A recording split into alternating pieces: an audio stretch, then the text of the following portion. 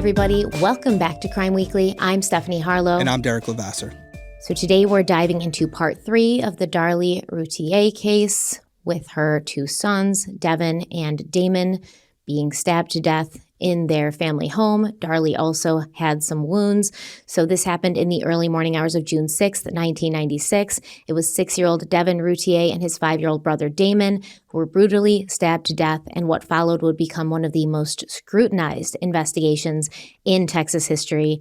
And Derek and I both agreed from the start, something about the scene and the circumstances did feel off. The evidence didn't match the mother, Darlie's ever-changing account. Items appeared to have been moved or staged, and there were few signs of the violent struggle that she described. And while investigators combed through the house, Darlie was in the hospital with knife wounds of her own, wounds that ended up being very superficial, unlike her son's wounds. And over the next 2 days, she showed very little emotion. Her sort of demeanor was described as being flat. She gave slightly different versions of what happened to detectives, to nurses, to family members. Nurses were hearing her tell family members different versions of the story. Just an absolute mess. And then on June 8th, just 2 days after the murders, Darlie was released from the hospital. But instead of heading straight to the boys' viewing at the funeral home, she and Darren would be escorted to the police station for another round of questioning, where Darlie would give yet another version of what happened. That's where we're picking up today. Derek, before we dive in to the meat and potatoes of this case, do you have anything you want to bring up, talk about? I think it just kind of goes with what you just said as far as the recap with our comments on YouTube. There are people, and it's not a lot, but it's interesting as you go through the comments. There are people who are like, wow, there's actually people out there who believe she's innocent. And then there's a lot of comments of people who believe she's innocent, not knowing the other comments yet. And one of the things that people are really holding on to, and I'm open to it, is that the injuries for Darlie were significant. And that's one interpretation of it, but I would just push back and say medical experts have disagreed with you. And I always go back to the thing that's indisputable, which is don't worry about the significance of her injuries, focusing on Devon and Damon's injuries and then hers. Comparatively speaking, are they similar? Or does it seem like 2 different people carried out those crimes? Yes, they're not consistent. That, to me, is the biggest issue, is that the consistency between the 3 people, 2 of them is very consistent. With Darlie, it is not. And I would expect, and a couple people pointed out in the comments, if I'm the perpetrator, I'm going to injure or kill the biggest and most threatening person first, because they're the person that can derail my plans the easiest. So the fact that wasn't done, the inconsistency in the conduct of the offender is my biggest concern, as far as there being one person who committed the stabbings of all 3 individuals. So there's a lot to go over, and there were some things in the comments that you have yet to talk about, so I won't say them here. There's some, I guess you would say, explanations as to why Darlie maybe didn't react the way that I would expect her to, the way that many people would expect her to. And there has been some... What, the pills she was taking and things? Other things, but also that she may have been administered some type of agent that would have made her stay unconscious for a longer period of time. It's all in there. There's some things, some injuries to her mouth that were brought up that I'm not familiar with, but we're going to cover it. I mean, this is a long series. We wouldn't be doing it Crime Weekly style if we didn't go into all the little nooks and crannies of the case. That's why it's going to be a 5-part series, and we're only on part 3. So we're going to go over it all. We're going to cover it. There's going to be things you agree on, things you don't. We're just trying to engage in a constructive conversation, a discussion. And there were other people who mentioned the sock as well, which I also have questions about. And yes, we will be diving into that as well. So we're not trying to drive you any which way. Stephanie has been very honest about the fact that she feels she's guilty. I have already suggested that I have some major concerns at this point going into part 3, but am I open to changing my course and going a different direction? Yeah, I have no skin in the game. If I, at the end of this, think that Darlie's innocent, I'll say it. On the other hand, if I think she's guilty, I'm going to say that as well. So we're going to go wherever the evidence takes us, and you may not agree with us, but the point is to talk about it openly and let everyone voice their opinions. Yeah, absolutely. I mean, yeah, it's not that I think she's guilty necessarily. It's just that I think she's lying. And so why would someone lie? Because they have something to hide. I mean, So, you've said multiple times you think she's guilty in this. yeah, So I think we might want I to stick think with she that. did it. Like, why? I don't know. And I wish that, you know, I'm the kind of person where it's like I need to know why someone did something before I can wholeheartedly sort of get on board with the fact that they did it. Like it's a struggle for me because I'm always trying to figure out what people's motives are. And it's like, well, maybe you didn't intentionally do this. Maybe it wasn't, but how is something like this an accident? And I have to go back and forth because I'm like, why? I just can't find any motive, any reason that would pop into her head of why she would do this and do it in this way, right? It's so vicious. It would have had to have been a setup. She would have had to have been planning it. And that's hard to wrap your head around. So, yeah, I do think she did this for sure. We know. But did she have help? I wonder if she did have help. If I'm going with my gut, I kind of think she did have some help. Who was that? And what kind of, to what capacity? I don't know. But yeah, it's very difficult for me to try and wrap my head around the motives of why somebody would do something like this, because there doesn't seem to be any good motive. On that note, because you're not the only one who's mentioned that. That was also mentioned in the comments, and people are like, Derek, Stephanie, we want to hear more about the motive. We get all the means and the opportunity, but what about the motive? But I want to say this before you even get into the motive. As someone who's worked cases that involve a homicide, the motive might not make sense even once you hear it. Right? It doesn't mean it's going to be, let's just all agree on this. There's no motive that's going to make sense for killing two young kids, right? There's no motive that's going to make sense. So trying to rationalize the irrational can sometimes pose a problem. So that's what I'm saying, Derek. It's a huge problem for me. I try to rationalize the irrational, and when I can't, I find myself very torn. I just want to say that as we go through this series, we may not be able to pinpoint a motive because most people, there wouldn't be enough motive to do something like this. So we have to get into the mind of the person who conducted the crime, and they may not even know truly why they did it, especially if they were going through some type of mental duress or struggle. So just keep that in mind, that it's not always going to be black and white as far as means, motive, opportunity. Yes, means and opportunity is pretty clear cut. That's usually how we figure out what happened. But as far as the why, the only person who will truly know that is the person who carried out this crime. And like you said, maybe not even that person. Correct. If there's some mental health issue going on. Just keep that in mind as we go forward, because not every case is going to make sense when it comes to that particular question. All right, so let's dive in then to today's episode and the new information. We're talking about Darlie and her husband, Darren, going to the police station for questioning on the day that she's released from the hospital, which is June 8th. So on June 8th, Darlie and Darren go to the police station, and surprise, surprise, Darlie's new version of events was different from everything she'd shared before. In her own cursive writing, Darlie started by describing the evening of June 5th. So this is the night that everything happened, or, the day of. And she said she was putting dinner together when Darren and her sister Dana came home from working in the shop. And not long after that, Devon and Damon came back inside. They'd been outside playing with kids in the neighborhood. They all ate dinner together, and then the boys asked if they could go back outside and play. Darlie said yes, and she, Darren, and Dana stayed in the house watching TV. At some point, Darlie told Darren she wasn't feeling so well and asked if he could drive her sister Dana home. Dana had actually been staying with them for the last 2 weeks, and this would be the first night that she didn't. So the boys came home a little while later and asked if they could bring pillows and blankets into the family room and watch TV. Darlie said yes, and she made them some popcorn. It wasn't long before Darren got back from dropping Dana off and joined them all in the family room. Let's not skip over that. That's very interesting. The sister being with them for the last 2 weeks, yeah. Staying with them, so you could take that two ways. And we'll make it quick because we want to keep this ball rolling. It could be one angle of some type of counterintelligence going on, some reconnaissance going on outside the property where the offender or offenders are aware that there's another outside party staying at the residence, and therefore they're not going to act. But you would think if that were the case, there would be some accounts of a suspicious vehicle or person or persons outside the property for an extended period of time, because this would either be someone who was sitting there watching the property or who had inside information. They were a friend or family member. On the other hand, if you're in the camp that Darlie did this, this would be the first time where there's nobody else in the house, a third-party witness who could ruin their plans, or another narrative that's in play that could ultimately hurt her storytelling abilities if law enforcement becomes involved. So these are things you have to consider, but I do find it interesting that the first day after Dana is no longer there, that's when this all goes down.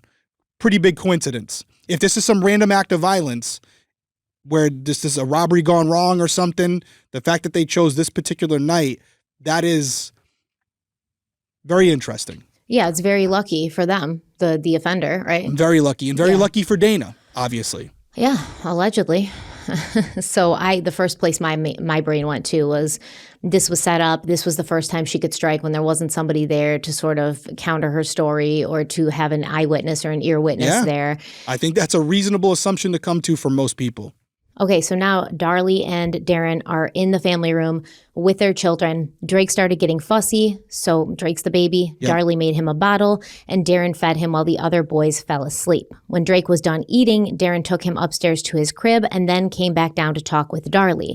She told him she'd been feeling depressed. She hadn't been able to take the boys anywhere because they only had one car since, the Jaguar was broken down, and Darren usually had it. Darren told her he loved her and asked if she wanted him to sleep downstairs with her. I guess Darlie had been sleeping down there for about a week. Drake slept in the crib in their bedroom upstairs, and anytime he moved, it woke her up. So Darlie said no. She didn't think Darren would sleep well on the couch. Now, here's my thing. Where was Dana sleeping? Is there a spare bedroom? If there's a spare bedroom, why isn't Darlie occupying the spare bedroom now that it's free? Why is she still downstairs on the couch? And she's been down there for about a week. Does Dana corroborate that? Does Dana corroborate that Darlie has been sleeping on the couch for a week? And where the hell is Dana sleeping? They must have a spare bedroom. There's got to be something. Got to be a guest bedroom or something. It was a pretty big house. Yeah, but if they do, why would Darlie choose to sleep on the couch that night instead of go and sleep in an actual bed so she could get some sleep? I know we all have crashed on couches when we have to, but if there's an available bed, I think we would choose that if we're trying to get a good night's sleep. Yeah, I would think so. But I mean, I don't know how comfortable the couch was. Maybe there was a certain spot she liked. I've definitely fell asleep on the couch. I can't do it. I can't sleep on the couch, man. But that's the thing, right? We have to step outside what we would do because everybody's different. And how you act and how I react to certain things is going to be very different from the hundreds of thousands of people who are listening or watching this episode right now. So looking at it from everyone's perspective as best as we can, there could be just a reasonable explanation for why she was sleeping downstairs. But it is interesting that she said that she hadn't been feeling well.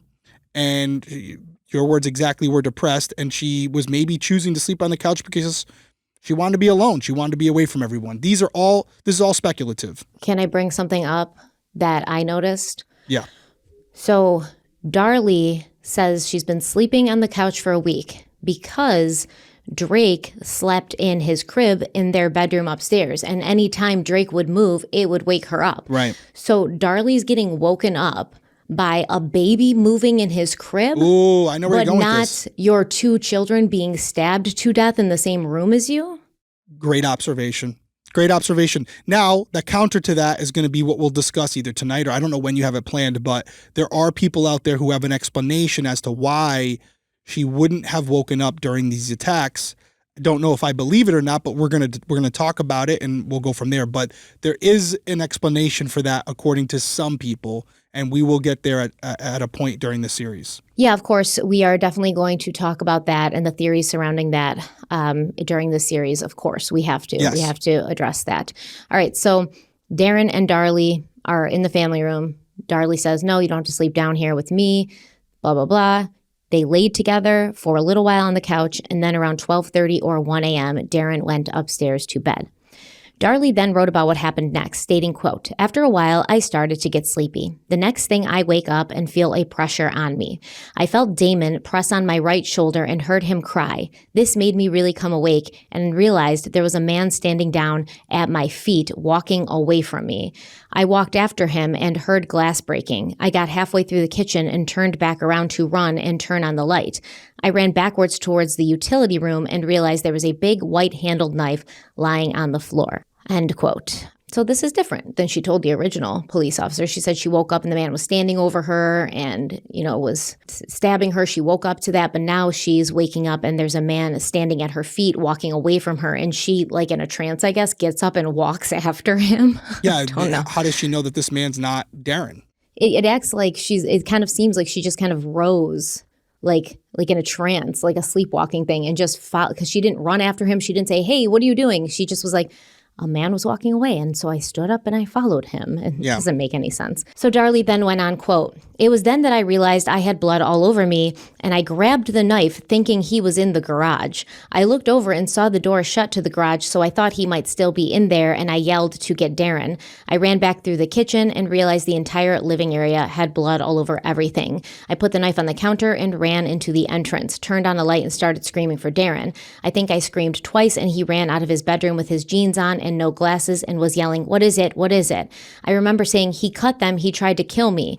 Darren ran down the stairs and into the room where the boys were. I grabbed the phone and called 911. Darren started giving Devon CPR while I put a towel on my neck and a towel on Damon's back.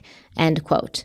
Now we have to remember, not only was Darlie told multiple times by paramedics and police officers to help her children, but there was never a towel found on Damon. No towel was found on Damon. So she didn't put a towel on him because where did it go? Where did it go? Did it dissolve? Did it fly away? That doesn't make sense. Can I also pose another question? Mm-hmm. I was thinking about this over the weekend, which is crazy to think this is what I'm thinking about over the weekend, but knowing we're going to come back and cover part 3. And I was thinking about Darren specifically. And about me as a father if I was in Darren's shoes. And again, everyone reacts differently. I say that all the time. But I do ask myself, and maybe this is because of my law enforcement background, but if they were downstairs yelling and I come downstairs and Darlie says to me, someone just stabbed the boys, they stabbed me, and they ran into the garage. I don't know if they're still in there. As much as I want to administer CPR to my child, I don't know if I'm going to do that immediately. I know that that's what I should do. But for me, I'd be thinking the minute I get down on my knees to try to help, this guy's going to come back in this room and kill us all. So I think at that point, as a protector, I would probably go towards the garage and try to find this guy and kill him if I can. You know, I got to take him out before he takes us out. So I'm grabbing a knife or a gun, whatever I have at my disposal. Because the garage door is closed. You know the garage door is closed. So if he's still in there, he's still on your property, he's still in your house. He could pop back in anytime. He might have more weapons out there. We don't know. I got to get the drop on him. So I pose this question to you, but I also pose it to everybody listening right now, everybody watching. What do you do in that situation? Like, I don't think there is a right decision. It's depending on what you feel. Obviously, based on what we have here, it was the right decision because the offender, if there was one, wasn't on the property anymore. But Darren would have came downstairs not knowing that. And if my wife is saying the guy who did this is in the garage, I got to go after him. No? Am I wrong in that? I mean, I got to go for him. If I think there's any potential that this guy who just stabbed my entire family is still in there, I got to kill him. I got to go get him first. Listen, none of this makes sense.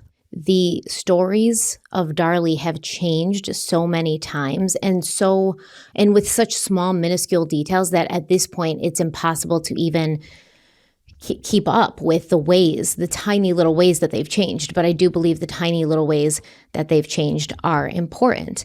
And as far as I remember, and I'm going to double check now, when the first responding officer came in, nobody was doing anything, and he instructed Darren to perform CPR on his child. Yeah, and that would make sense. Just to wrap this up, because I don't want people being like, where are you going with this, Derek? My point being, we're focusing a lot on Darlie. But the fact that Darren didn't run into the garage after this guy to protect his family, does that raise a concern for you? And I'm saying that to you, and I'm saying it to everybody out there. Yeah, but I don't know what kind of man he is. He could be like a little... Okay, so we don't know. So, but you're not like, man. You're not like, it's not something that's a huge red flag for you is what I'm saying. No, because I can only think as a mother, right? And you're thinking as a father. As a mother, my kids are coming first. Right. I don't care. You're going back in, if the guy comes back in for you, it is what it is. You're going to help your kids. If the guy comes back in for me, then you deal with we'll go out together. But at this point, I'm going to make sure that my kids are taken care of. And hopefully the man in the house will do the running out and chasing the perpetrator thing, because obviously he's going to have better luck with this guy than I am. I also don't know why Darlie would put the knife down and then go to see if the guy was in the garage. Why would you pick it up at all if you weren't going to use it as a weapon? I'd probably be holding on to the knife to protect myself. Exactly. If I was Darlie, my made-up story would be I touched the knife because I thought this guy was still in the house and I needed a weapon to protect myself. Yeah. But no, she's just like, I randomly picked it up for no reason and put it on the counter. I mean, I'm interested to hear what people think about it because in fairness to Darren, he could be thinking the same way you're thinking. He could be thinking, hey, listen, I don't know if there's a guy out there. He might have fled the property. I'm going to help my kids. That's my number one priority. If the guy runs back in, I'll deal with it then. And that might be a fair assessment. Most people might say I agree with that. So let us know what you think about that. I just wonder, and I hope I'm never in this situation. I just wonder how I would react to that. And I don't think there's a right answer. Administering aid to your kids or going after this guy, I think both answers are right. I will say that. I think there's no wrong answer here for him, if that's what happened. One more thing. I just say all that to say this. We're focusing a lot on Darlie. Is there a world where Darren didn't run out after this guy because he knew there wasn't a guy there? Yeah, no, okay. That's where it took me a long time to get there, but that's why I bring this up. So I also looked back into my notes, and yes, Detective Waddell was the first person on the scene. When he pulled up to the house, Darren came walking out the front door, told him, hey, my kids have been stabbed. Waddell followed Darren inside, and he said he saw Darlie standing close. She did have a towel pressed to her neck. Okay. And then Waddell told Darren, apply pressure to your son's wounds. And that's when Darren got down on his hands and knees beside Devon. And Waddell said he couldn't tell whether Darren was doing CPR or trying to slow the bleeding, but either way, it wasn't working. So Darlie's telling the story as in Darren gets down and starts applying and starts doing CPR to his son. And Detective Waddell is like, no, when I pulled up, he walked out to meet me. And then I told him to start administering aid to his child. We're missing something in this story. That makes no sense to me. How do you walk outside the house if there's a potential that there's a killer still inside and your kids are on the floor bleeding out? Of course we're missing something from the story, yeah. There's just something missing. I'm going to continue on with what Darlie told the police in her official statement at the police station. She said, quote, I remember telling Damon to hang on. Mommy was there. I looked over at Darren and saw the glass coffee table had been knocked halfway off and the flower arrangement had been knocked over. I then stood up and turned around and saw glass all over the kitchen floor. I tried to glance over to see if anything was out of place or if anything was missing. I took a few steps and opened the door and screamed for my neighbor Karen, who lived across the street. I was still on the phone with 911 and I don't recall what all was said because everything was happening so fast, end quote.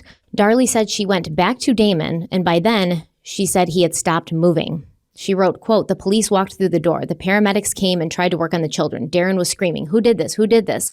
I started asking if my babies were dead. Darren was crying and said yes. After that, I just remember screaming and showing Darren my neck. Darren took me out to the front of the house, and then Darren ran upstairs to make sure the baby was okay. He showed me Drake was okay and then handed him to Karen, end quote.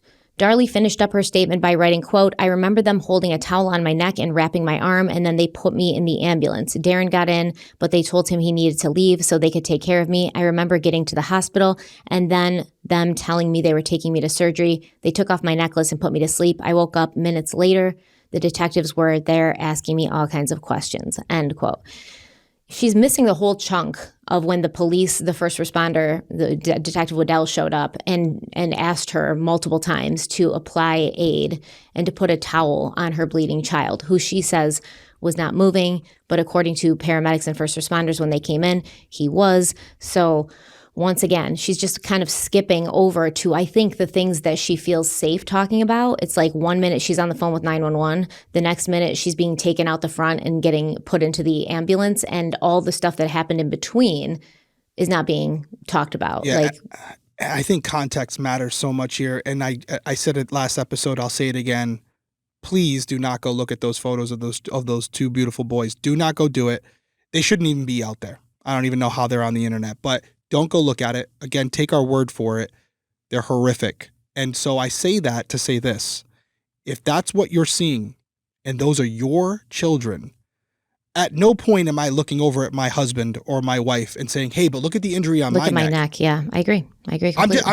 I'm trying to stay objective here, but I'm not doing that. I don't even know that I have an injury at that point. I'm not even really focused on it. If you saw these pictures, you would know what I'm talking about. If that's what is in your view, the last thing you're thinking about is yourself. But again, I always try to be in the middle and ride that fence of like, oh, it's not me. Everyone reacts differently. But to me, I know you have a hard job, man. You have a hard job. I'm serious. In cases like this, your hard. Job is far harder than mine. Okay.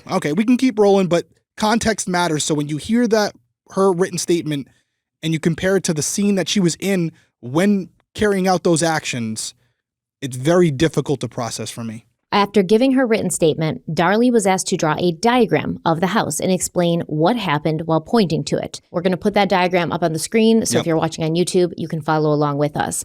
So she drew the layout and then clarified something about the knife. She said she didn't see the knife on the utility room floor right away. She saw it when she came back into the kitchen to turn on the light, which goes against her whole written statement. Yep. From the doorway near the family room, she looked over the kitchen island and spotted the knife on the floor. Later, a detective examined the scene himself using her statement to retrace her steps. He said he tried to look across the kitchen island from the light switch area, but couldn't see the utility room floor.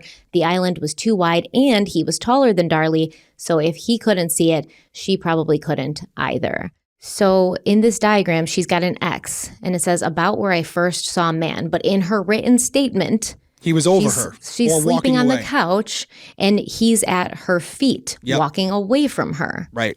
So if she's on the couch, and you can see the back of the couch is here, she would have to sit up and look over behind the couch towards the kitchen in order to have first seen him there. None of this makes sense. What Stephanie's describing here, they have the couches in like an L shape. So she's on a couch, and then there's another couch that's perpendicular to where she is. That what Stephanie's describing is in between her view of where she's marking off the man and where she's laying, this whole couch is in between them. So like imagine you're laying on a couch right now and there's another couch in front of you. You can't see much if you're laying down completely. So she, like Stephanie's saying, you would have to sit up.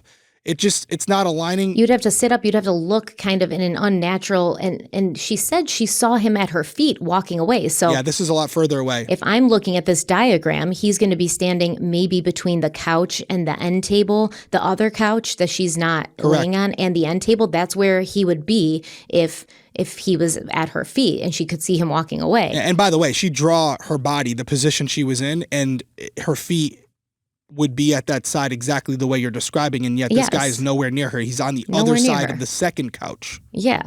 So it doesn't make a lot of sense. It's definitely contradictory to what she's saying.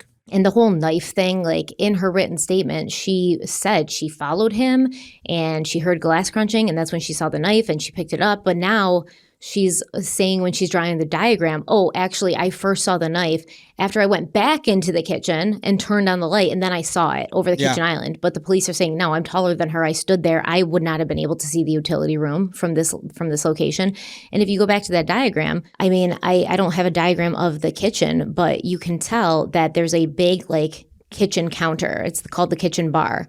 And that would be blocking, I assume, the utility room with the way that this is set up would be to the left of the kitchen, kind of where that demarcation is made. It would be incredibly difficult from any area standing at this kitchen bar to see inside the utility room. Yeah, I don't have an exact photo. I'm looking around here. I'm trying to find it. And if we find it before the episode goes live, we'll put it in here. But I'm almost thinking that kitchen bar description in the diagram is maybe like a pony wall, like a half wall that separates the living room from the kitchen. If it's not, we'll correct it, but that's what it looks like to me, because inside the kitchen, I believe there was kind of like an island as well. So this is in addition to that, and it almost looks like the entry, there's an opening there where if you're looking at the photo right now, the diagram that she drew, the offender's walking into the kitchen, they have to walk around this like half wall. That where you see in a lot of houses where it's like they call it a bar because you could put food or like appetizers on top of it. Yeah, it's raised. Yes, it's raised. It's raised off the kitchen counter. Yes. Yeah, it's like a half wall. That's what I'm thinking. That's what I'm thinking. All right, so before Darlie left the interrogation room, she was asked if she could think of anyone who might want to hurt her family. She said yes. A guy named Glenn who worked in the building next to Darren's shop. She didn't know him well. In fact, she didn't even know his last name, and she'd only seen him once. According to Darlie, the interaction happened about a year before the murders. Glenn had come into the shop and made a pass at her best friend and other employee, Barbara. Somehow, Glenn's wife found out and called the shop to ask what happened, and Darlie told her the truth. That made Glenn angry, and he threatened Darlie over the phone. Darlie said that a few weeks before the murders, Glenn and his wife got divorced, and he lost custody of their young son. Darlie said Glenn blamed the divorce on her and Barbara because they hadn't lied to his wife about what he did. Which, okay, why are you killing her kids? Why are you doing that? And why are you not killing Barbara, who's the person that, wouldn't you think that Barbara would end up dead in her house too, if that was the case, if he blamed both Darlie and Barbara? Yeah, it all goes back to what I said last episode, where if you're going to kill the people that you're mad at, or you're trying to send a message to, you're going to kill the adults. You're not going to kill the kids, and you're going to stab the adults, but not in a way that would be lethal. What do you mean? Oh, you mean you're not going to kill the kids in such a brutal manner and then go and stab the adult person you're actually angry at? And hope you can still get out of there without them identifying you. If you're going inside their home, you're going there to kill them. Yeah. You can't leave any witnesses. And I mean, according to Darlie, she didn't even wake up till after she was stabbed. So he had plenty of opportunity to do it the proper way and take her life, but he didn't. Right. And you're also going to probably go after Darren. If you're killing Darlie and the kids downstairs, you're going to go upstairs. If you thought you killed Darlie, maybe you made a mistake.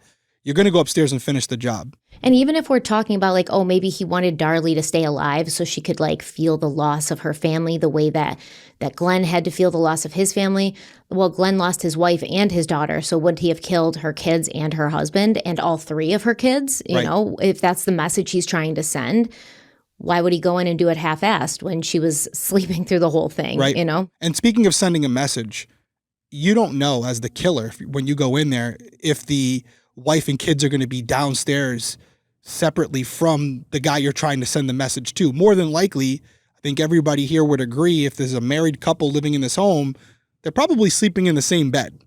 So to have this happen this way, that would have been unexpected for the offender. So again, just another set of circumstances where they worked in favor of the killer, where Dana was no longer staying there. This was the first night she was no longer there. And Darlie happened to be downstairs away from Darren, so the offender could kill the kids. Easy access, cut her up. And not have her husband wake up and try to stop him. And this person's able to get out of the house before Darren's able to intervene. Yeah, absolutely. Now, Darren's statement matched Darlie's up to the point where he went to bed. He wrote that before heading upstairs, the boys had already fallen asleep in the family room. Devon was lying on his back in front of the TV, and Damon was asleep between the couch and the coffee table. Why was he asleep between the couch and the coffee, like on the floor between the couch and the coffee table? That's weird. There's two big couches. Why is that happening? Darren said he went upstairs and fell asleep not long after. He was then woken up by a noise, and then he heard Darlie screaming loud. He actually underlined the word loud in his written statement. She was yelling, "Devon, oh my God, Devon." So Darren ran down the stairs as fast as he could and rushed into the family room. He found Devon still lying in the same place that he'd seen him last, right? He said that Devon was lying on his back in front of the TV. Darren dropped to his knees to check to see if Devon was okay, and that's when he noticed the coffee table had been tipped over onto Devon. Darren got a closer look and saw 2 holes in Devon's chest with blood coming out. He slapped Devon's face, trying to get him to speak or open his eyes, but Devon didn't respond, so Darren started CPR, and when he blew into Devon's mouth, air came out of his chest. He put his hand over Devon's chest and blew 5 or 6 more times. When that didn't work, he said he blew into one of the holes in Devon's chest. In the pictures, the coffee table does not appear to be turned over. And Darlie specifically said that she had noticed that the coffee table's turned over and the flowers were spilled out. Remember that the vase with the flowers had been knocked over. But when the police get there, that's not what they're seeing, if I'm correct. Yeah, I mean, you have 2 different accounts that the place was in disarray. The table was flipped over. Yes, you would expect to see some blood on it, especially if it was on top of one of the children. Could the EMTs have flipped the table back over and moved it to the side? I guess. I don't think they would have put the flowers back in the vase. That's for sure. So I don't know what to make of it. It would be speculative. I think we just have to take into account what the 2 parties said, the 2 parties being Darren and Darlie, and then you come to your own conclusions on it. I will say the fact that their stories aren't consistent does tell you that maybe whatever happened, they weren't working together on it, because it seems like there's a lot of these inconsistencies in their 2 accounts of what happened. You would expect that they would be more aligned if they had done whatever happened together. So I don't know. I don't know where you take this as far as the vase and the table. I think it's important to discuss. I don't know if it leans one way or the other as far as Darlie's guilt or innocence. It could just be a reporting or a clerical error as far as law enforcement, where they moved something aside or someone picked up the flowers or whatever after the fact, and then photos or video was taken and, it looks differently. What is your take on it as far as what do you think it means? Well, I mean, for me, I think that she's describing a scene that that kind of like a scene you would see if what she described had happened, like the coffee table's getting overturned, the vase is toppling over. But if the police arrived and they didn't see that, and remember, the police were like, yeah, there was very little signs that there was some intrusion or some violent struggle that Darlie's explaining. So if that's the case, I think she's almost describing a scene that she thinks would look like after an attack like this. But if that's not what the actual scene reflected, is she under some delusion? Is she just making stuff up at this point? Does she not remember and she's filling in the blanks, which would be the worst thing to do, by the way, if you're in this situation? Because granted, this is going to be a traumatic situation. Okay, let's say she's innocent. Completely traumatic situation. She might actually have memory gaps, right? Your brain does that. It protects you from things that will cause you great pain emotionally. So she could just have big memory gaps, and she's sort of filling in those gaps with the way she thinks the scene may have looked under these circumstances, or what she thinks she may have done under these circumstances. But that's the worst possible thing to do, because now you're contradicting yourself and your actual statement is not matching what the police saw when they went in. That's kind of what I'm saying. Yeah, she's telling, but you would think you would want this crime scene to align with what you're reporting. I just checked it. Yeah, the coffee table is upright. The flowers, the vase wasn't turned over. Yeah. And there's no blood on the coffee table that would, because you'd think if it was on top of Devon's body and he'd been stabbed. I mean, Darren said he had 2 holes in his chest that blood was coming from. The table is on top of him. You'd think at least some of that would have gotten on the table, and that would sort of back the story up of where that table was located. Even if Darren grabbed the table and put it back upright, I don't know why he's putting the vase and like the flowers upright, but even if he did that to get it off his child so he could do some life-saving measures, you'd still expect to see some blood transfer onto that coffee table, and we didn't. I agree. I'll say this just to preface it all, and I'm not trying to defend Darlie, and I think I've said it before in other episodes we've done. When you're in a traumatic situation, there's things that you can remember that are completely untrue. I was involved in a police-involved shooting, and I remember one specific question that they asked me after the fact, and you would think it'd be very simple to answer. They said, hey, were the lights on or off? I said, oh, they were on. They were definitely on. Okay, they make a note. They don't say anything else. After the fact, they tell me lights were off. It was complete but that's darkness. what I'm saying. You might have. It was complete It was a darkness traumatic situation for you. Yeah, and so the truth of what happened is that my partner had pulled out his flashlight and illuminated the room.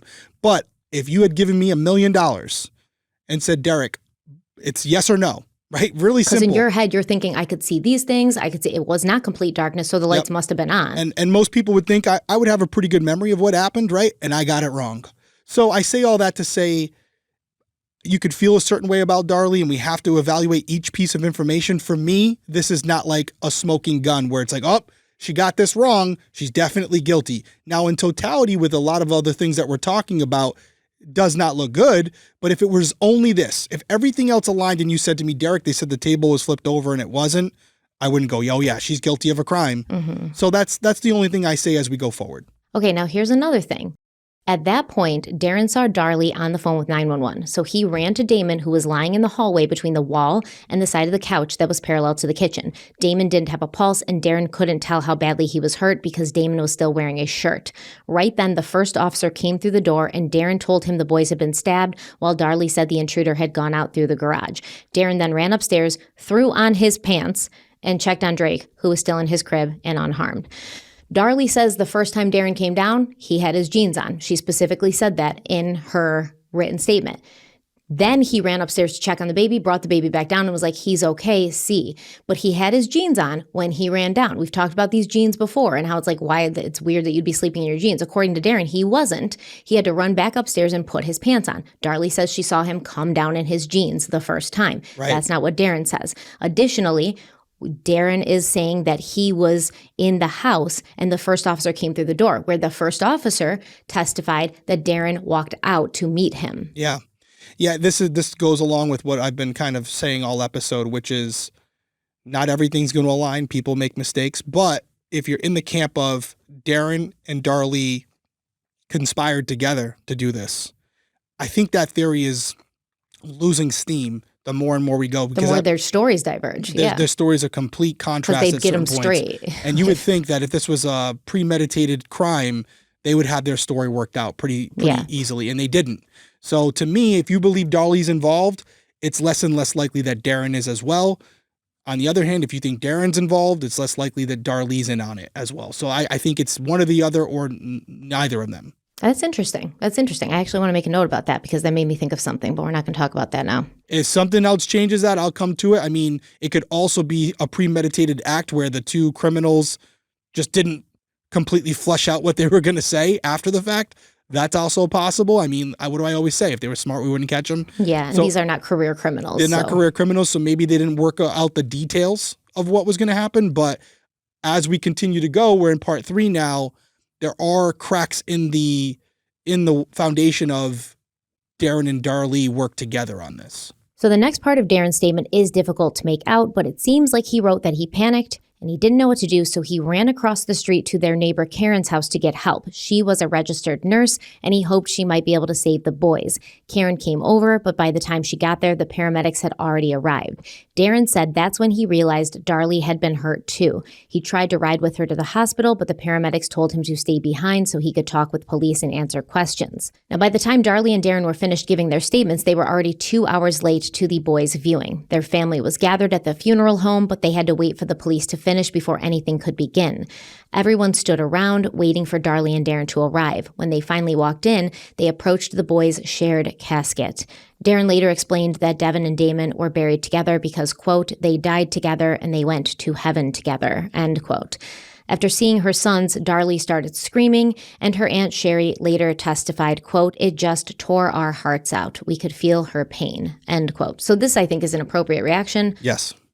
At the wake, you're finally seeing the bodies. Maybe it's finally slammed into your head that this is true, and you absolutely crash out. Makes complete sense.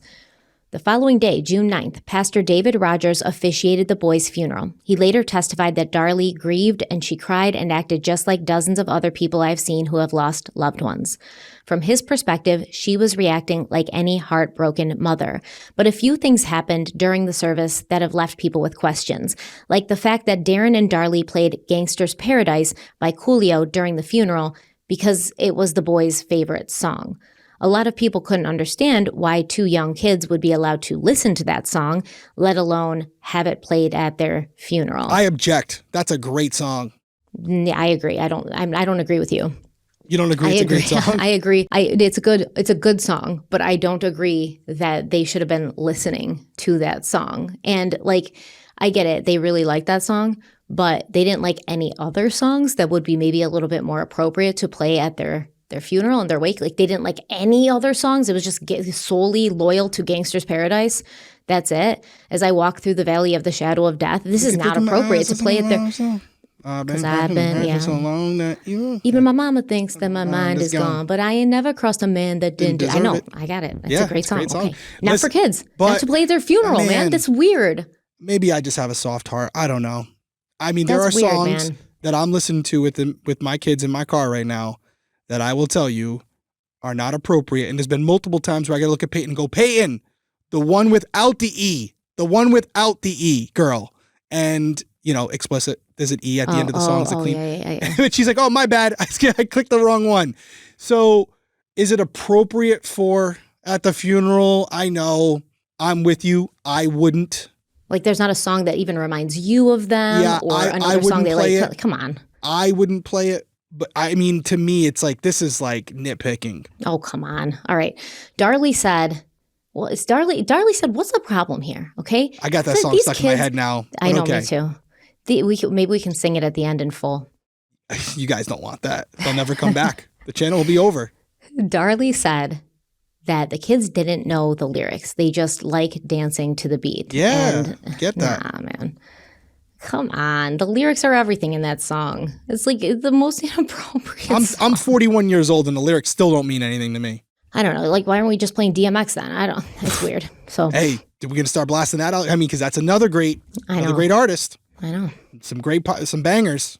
Some bangers, man. No lie. All right. We're getting off the train's off the tracks here. All right. So as strange as that was, though, and we can both agree it's strange, even when we like it. Not my choice. Not what I would do. Yes. It wasn't the most baffling part. Darren put pocket knives in each of the boys' pockets while they were inside the casket. He said they'd always wanted knives, but they were too young, so they never got them while they were alive. And I'm sorry, I'm going to stand it. This is just absolutely insane. These boys were stabbed to death. Yeah, giving them knives to take into the ground is one of the most tone-deaf things I've ever heard of. And not only that, it's not like, oh, these boys had these knives, these pocket knives, and they would always whittle with them, and they liked, doing stuff with them, and they've had these for a while, and so these are their possessions. It's like they never did have knives because they were too young, so now I thought they could have them. They were stabbed to death brutally, man. Okay. What are you talking about? Yeah, that's where I draw the line. Why didn't you just put Glocks on their chest? This is insane. Okay. Like, what's wrong with these people? I can see the song putting knives in the pockets of two victims that were stabbed to death when they never had knives before. Your children. Okay, you lost me. I was trying, Darren. Darlie, I was trying. Gangster's Paradise, the song, you want to play it one time? Okay, fine. It's an inside thing between you and your family.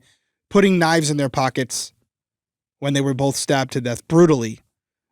You lost me. It's literally almost like I don't know, like it feels like a threat, like another way to kind of like continue victimizing them even in death.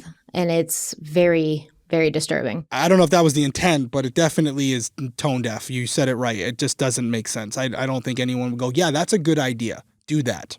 I would just been standing there like, Coolio's blasting, the knives are going in the pockets. I would have been like, who are these? What is happening here? Is this a joke? Where's Ashton Kutcher about to jump out and tell me I'm being punked? Yeah. This is ludicrous. The day after the funeral was June 10th. Darlie met with the police again. Investigators photographed her injuries along with her feet so they could compare them to the bloody footprints found at the scene near the broken glass. There was no injuries to her feet, even though she said she was walking on broken glass. But there was an extremely large bruise on her right arm, stretching from her armpit to her wrist, that no one had seen before. According to every member of the hospital staff, that bruise was not there while Darlie was in the hospital. Not on June 6th, not on June 7th, or on June 8th when she was discharged. No swelling, no redness, no discoloration, nothing to suggest a bruise was forming. And there wasn't any medical explanation either because Darlie didn't have any IVs in her right arm. And it's not like the bruise could have developed naturally after she left the hospital. Dr. Patrick Dillon later testified that this kind of bruising would have shown up within 24 hours of the injury, meaning they absolutely would have seen it in the hospital on the 7th. Another doctor, Alejandro Santos, reviewed the photos taken on June 10th, and he said the bruising appeared to be 24 to 48 hours old, meaning whatever caused that injury happened after she was released. Staff at the hospital said they had noted a fresh bruise on Darlie's left wrist during her stay. And by June 10th, when the photos were taken at the police station, that bruise was already turning yellow and green, which is what bruises do as time passes. So if the large bruise on her right arm had been caused at the same time, it should have been healing the same way, but it wasn't. So that's interesting. Yeah, these bruises we brought up last episode. I'm not an ME, I'm not a doctor. I'm having trouble processing them as far as what they mean, what they don't mean. They're significant. There's something that have to be talked about, but they're perplexing to me, to say the least. I'm having trouble coming up with a reasonable explanation as to why she would have those injuries, even if she was attacked. It's not aligning to me. Now, the only people who said they saw the massive bruise while Darlie was in the hospital were her friends and family. Several of them testified at trial that they remembered seeing it, but the prosecution believed their memories were influenced. You see, during the trial, witnesses weren't allowed to sit in the courtroom until after they testified, but Darren's aunt, Sandy, didn't testify, so she sat in the courtroom every day taking notes. According to prosecutors, Sandy shared these notes with witnesses who hadn't testified yet, essentially coaching them on what had already been said in court. And that's not speculation. One of the people who testified about seeing the bruise admitted on the stand that he knew Sandy had been taking notes and that he was told what was going on. And things were only going to get more questionable. Police continued monitoring the Routiers and learned that a graveside prayer service was being planned for June 14th. This would have been Devon's 7th birthday. After the service, the family planned to hold a birthday party for him. According to Darlie's Aunt Sherry, Devon had been looking forward to his party before he was killed, and the family wanted to honor that. She later testified, quote, "We just wanted to make the day special to honor Devon because he was looking forward to his birthday so much, and they had already so much prepared for it," end quote. When investigators heard about the prayer service and birthday party, they made a decision and placed a hidden microphone in a bush about 10 to 15 feet away from the gravesite. They didn't have a warrant, and they didn't have the family's consent, but they did have permission from the cemetery owner, so they thought it was fine. One detective later testified that they planted the microphone in case someone went up there and made a confession about what had happened. And as you can imagine, this unwarranted microphone would become a huge deal at trial. Yeah, I mean, as it would. Yeah. You know, that's... I understand wanting to get the truth, but you got to do things the right way. Isn't Texas a one-party state, though? Yes, and it's something where, is it technically okay? Yes, and you have to, you got to stay in that gray area. I get it. I mean, listen, is it something that I would do? I'm not going to sit here and lie and say I wouldn't. I mean, I was one of the first people to use a drone during my narcotics operations, and I actually had the chief say to me, "Don't do that anymore. The insurance company for the police department won't cover it. If it drops out of the sky and hits someone or something, that's going to be a problem." And then also people at the Attorney General's office were like, "Hey, we haven't done this before, and you're not certified to fly that drone," and all these different things. So I have definitely stretched the capabilities in order to get the truth, to try to find answers. So for me, I'm not going to sit here and be a hypocrite because my buddies in law enforcement would say you would definitely do something like this, but it is a fine line. And I'm sure there are people who are listening right now who are going to say that's the wrong way to do it. It's an illegal search and seizure. It's a violation of their rights, their constitutional rights. Then there are going to be people who say, listen, if they're involved in a crime and it's a one-party state, then you know what? Fair game. Well, it's tough because a one-party state still means that at least one of the people involved in the conversation. This would be law enforcement. At least one person, but law enforcement wouldn't technically be part of the conversation. However, they're in a public place, and we all know that parties have a reasonable expectation of privacy, but if you're recording a conversation in a public place, there's no expectation to privacy, and they got permission from the people who owned the cemetery. So it's kind of like a gray area because maybe you could argue that they would expect to have an expectation of privacy at a graveside prayer session, but you're still in a public place. Like anybody could have walked by and recorded them at any time. There's a difference between legally and ethically right. There's a difference. And from what you're describing, especially if they got permission from the property owner, it's fair game. Yeah. Now, is it distasteful? Maybe some could argue because it's what we're talking about here. Sure. But I think at that point, detectives are saying the reason we're at this gravesite may be because of one of the people here. We need to do those people justice, the people that can no longer speak for themselves. And if that means going to this length, that's what we have to do. So my final take on it, and I know this won't be a shocker to most of you, it's fair game. It's fair game. I agree with you. And it's not like, they're not, trying to set her up for anything. No. They're just saying if someone says something, we will know because they already obviously suspect her, right? They suspect her already or they wouldn't be doing this. So it's like, two little boys are dead here. We want to get to the bottom of it. So if something happens to be said, then so be it. But if not, then no harm, no foul. No harm, no foul. And listen, they're obviously looking at certain people, but if somebody else came up and said something like, just know that your mom did this to you or whatever, it's something that someone they're not expecting, they would have used that as well. Mm-hmm. So it covers a lot of bases. And I would say there are people out there where we're very critical of law enforcement and not being enthusiastic enough to solve these cases and not thinking outside the box, where we would say, hey, do your job, figure out what happened. Nobody can say that the police officers at this point aren't exhausting all resources and thinking outside the box to find out what happened to Damon and Devon. So let's talk about what happened on June 14th. when 12 people gathered at the cemetery for the service and celebration. Devon's friends brought homemade cards, and some people came with balloons. Darlie's Aunt Sherry later said, quote, "We just gathered around and we wished him a happy birthday and sang happy birthday to him, and we just held hands and prayed," end quote. But that's not all that happened, and we know this because Darlie invited the media to the service, and everything was caught on camera. As the cameras were rolling, Darla's sister Dana pulled out cans of silly string. Darlie took one, and video footage captured her smiling and spraying silly string onto the boys' graves as she sang happy birthday. So if you're watching on YouTube, you can see the video playing on the screen now. And when that footage aired, the public was stunned. Many felt it didn't look like the behavior of a grieving mother. And I kind of would, if this was a year after, and they were celebrating the birthday a year later, I could kind of see enough time passing where you've accepted it, you're not in shock anymore, this loss isn't so fresh and so new, and maybe something like this wouldn't raise as many eyebrows. But literally, within just a week and a half of losing your children in such a horrendous, brutal way, I don't know if I could be standing and spraying silly string on their graves and smiling and laughing.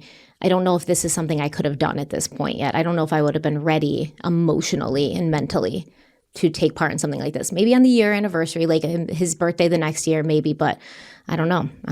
Yeah, and actually, for anybody who wants to hear the audio of that clip, we'll play it right now. So we'll be right back. Happy birthday to you. Happy birthday to you. Happy birthday, dear Devon. Happy birthday to you. Love you, Devon and Damon. Yeah, so, after watching it, I don't like it. She's smiling, silly string on the balloons. I'm with you. Yeah, it just feels like too soon, Does it scream killer? I would argue that if you want to give the perception that you're mourning and you're really broken up about this, you wouldn't do this. If you're in the Darlie camp that she's innocent, this doesn't look good optically to most people. So the fact that you're doing it'd be the opposite of what I would think you would do if you were at least trying to give the perception that you were really hurting over this. Yeah, it's because it's not even like, okay, my son was terminally ill and we've kind of been expecting this for 2 years, and so this is a celebration of his life. He was murdered in cold blood. Both your sons were murdered in cold blood while you slept on the couch nearby.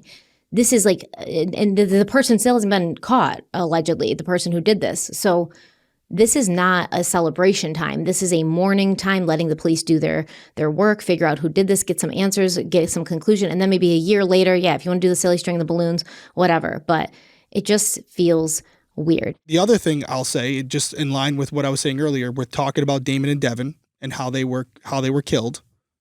And then you have the third victim here, Darlie.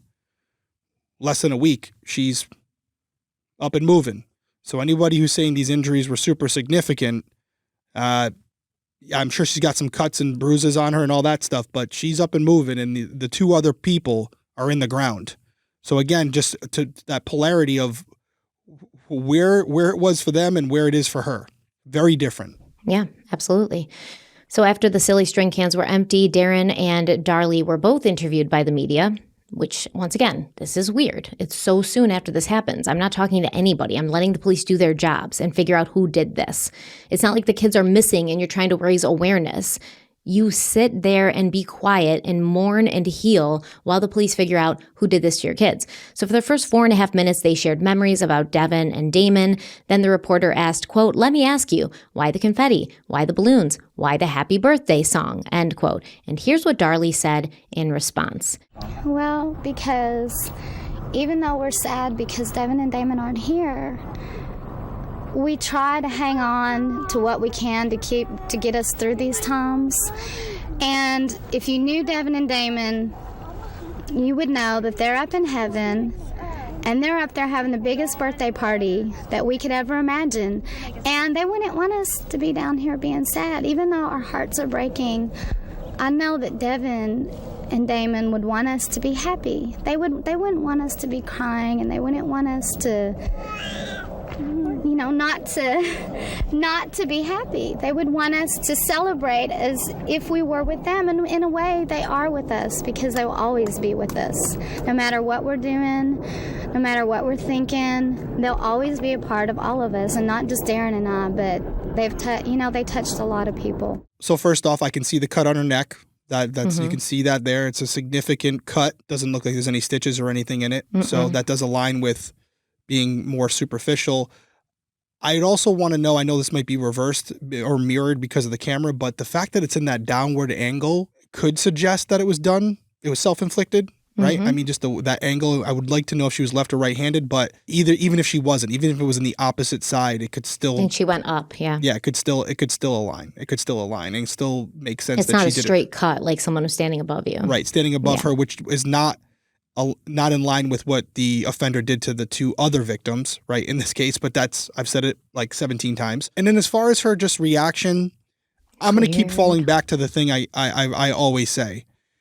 If she wasn't someone being considered for these two murders at this point, none of us would have a problem with this. We would say, not our thing, but everyone handles grief differently. Maybe not what we would do, but it's clear, if the kids had been struck by a vehicle, right, or whatever it might be, you and I might not do that, but we wouldn't be sitting here looking at it the way we are and being really judgmental over it. Or maybe you would. She just doesn't seem sad at all. And she's like, they wouldn't want us to be sad. And it's like, well, it doesn't matter what they would want. You feel what you feel. Right. And you'd be sad. If you loved them and you missed them, you would still be sad, especially this soon after. If these two children were killed another way, where it was clear she wasn't involved, I would still think it's weird. But would you be judging it the way we're talking about it right now? No. You'd be like, it's whatever. You'd be indifferent about it. You'd be like, not what I would do. I would expect more, but you wouldn't be dissecting it as much as you are. Is that fair to say? Maybe. I don't know. So for me, yes, considering the context of everything we have, she's got to know people are going to be looking at her under a microscope, and she just seems like she doesn't really care that much. There's like no self-awareness at all. She kind of seems a little like not super smart, I'm going to be honest. She doesn't seem like the smartest person in the world. She's kind of like smiling and she's laughing, like a kid came up to her and she's like, laughing. And she's like, they're in heaven now and they're having the biggest birthday party ever. And it's like, maybe this is how she comforts herself. Maybe this is a form of denial. I don't know, but it's still weird. Yeah, she could still be going through the stages of grief. If I'm the investigator, the lead detective watching this, I'm making notes, but this isn't something where I'm saying, she definitely did it because of the way she's reacting in this video. I'm more focusing on the evidence at the crime scene and the contradictions in her statements, not her reaction after the fact or how she's handling grief. Well, Darlie and Darren were asked how they felt when they thought about the man who did this. Oh, we can't get into that. No, I don't mean, don't tell me. The anger? The emotion, what you feel. What is it when you think about what happened? We get very sad. We cry a lot. We get sick. We get very angry. We get very angry because this person is still out there and he's doing whatever he wants to do. And we're just like in a time warp. It's like we're walking in limbo. We don't know whether we're coming or going, And he's free. He's free to do whatever he wants. But I know that he's not going to be free for long, and I feel it. I feel the support and the hard work that these detectives and policemen are putting into this is incredible. It's just, it's beyond the call. I mean, they're doing some high-tech stuff on this investigation, stuff that I wouldn't believe and hadn't even seen in the movies, that they're taking absolutely no... It's at all expense. I mean, they're doing the most and the best job that they possibly can, and they are going to find this person. They are going to find it. We're having prayer groups everywhere. Everybody is praying. I said God's hotline must be be swamped because everybody everywhere is praying, and we can feel it. And it started that night. So honestly, I don't have a huge problem with anything that they said there at all. So then Darlie she was right. They were working hard. Yeah, they were. They were working hard, Darlie. You ain't wrong. And Darren's like, they've got all sorts of scientific, technological things I've never even seen on TV. It's almost like, God damn it. They have all this tech that we didn't even know they could do. So then Darlie was asked what she remembered feeling that night. Fear and pain. That even when what had happened to me, I didn't feel anything because I was in shock.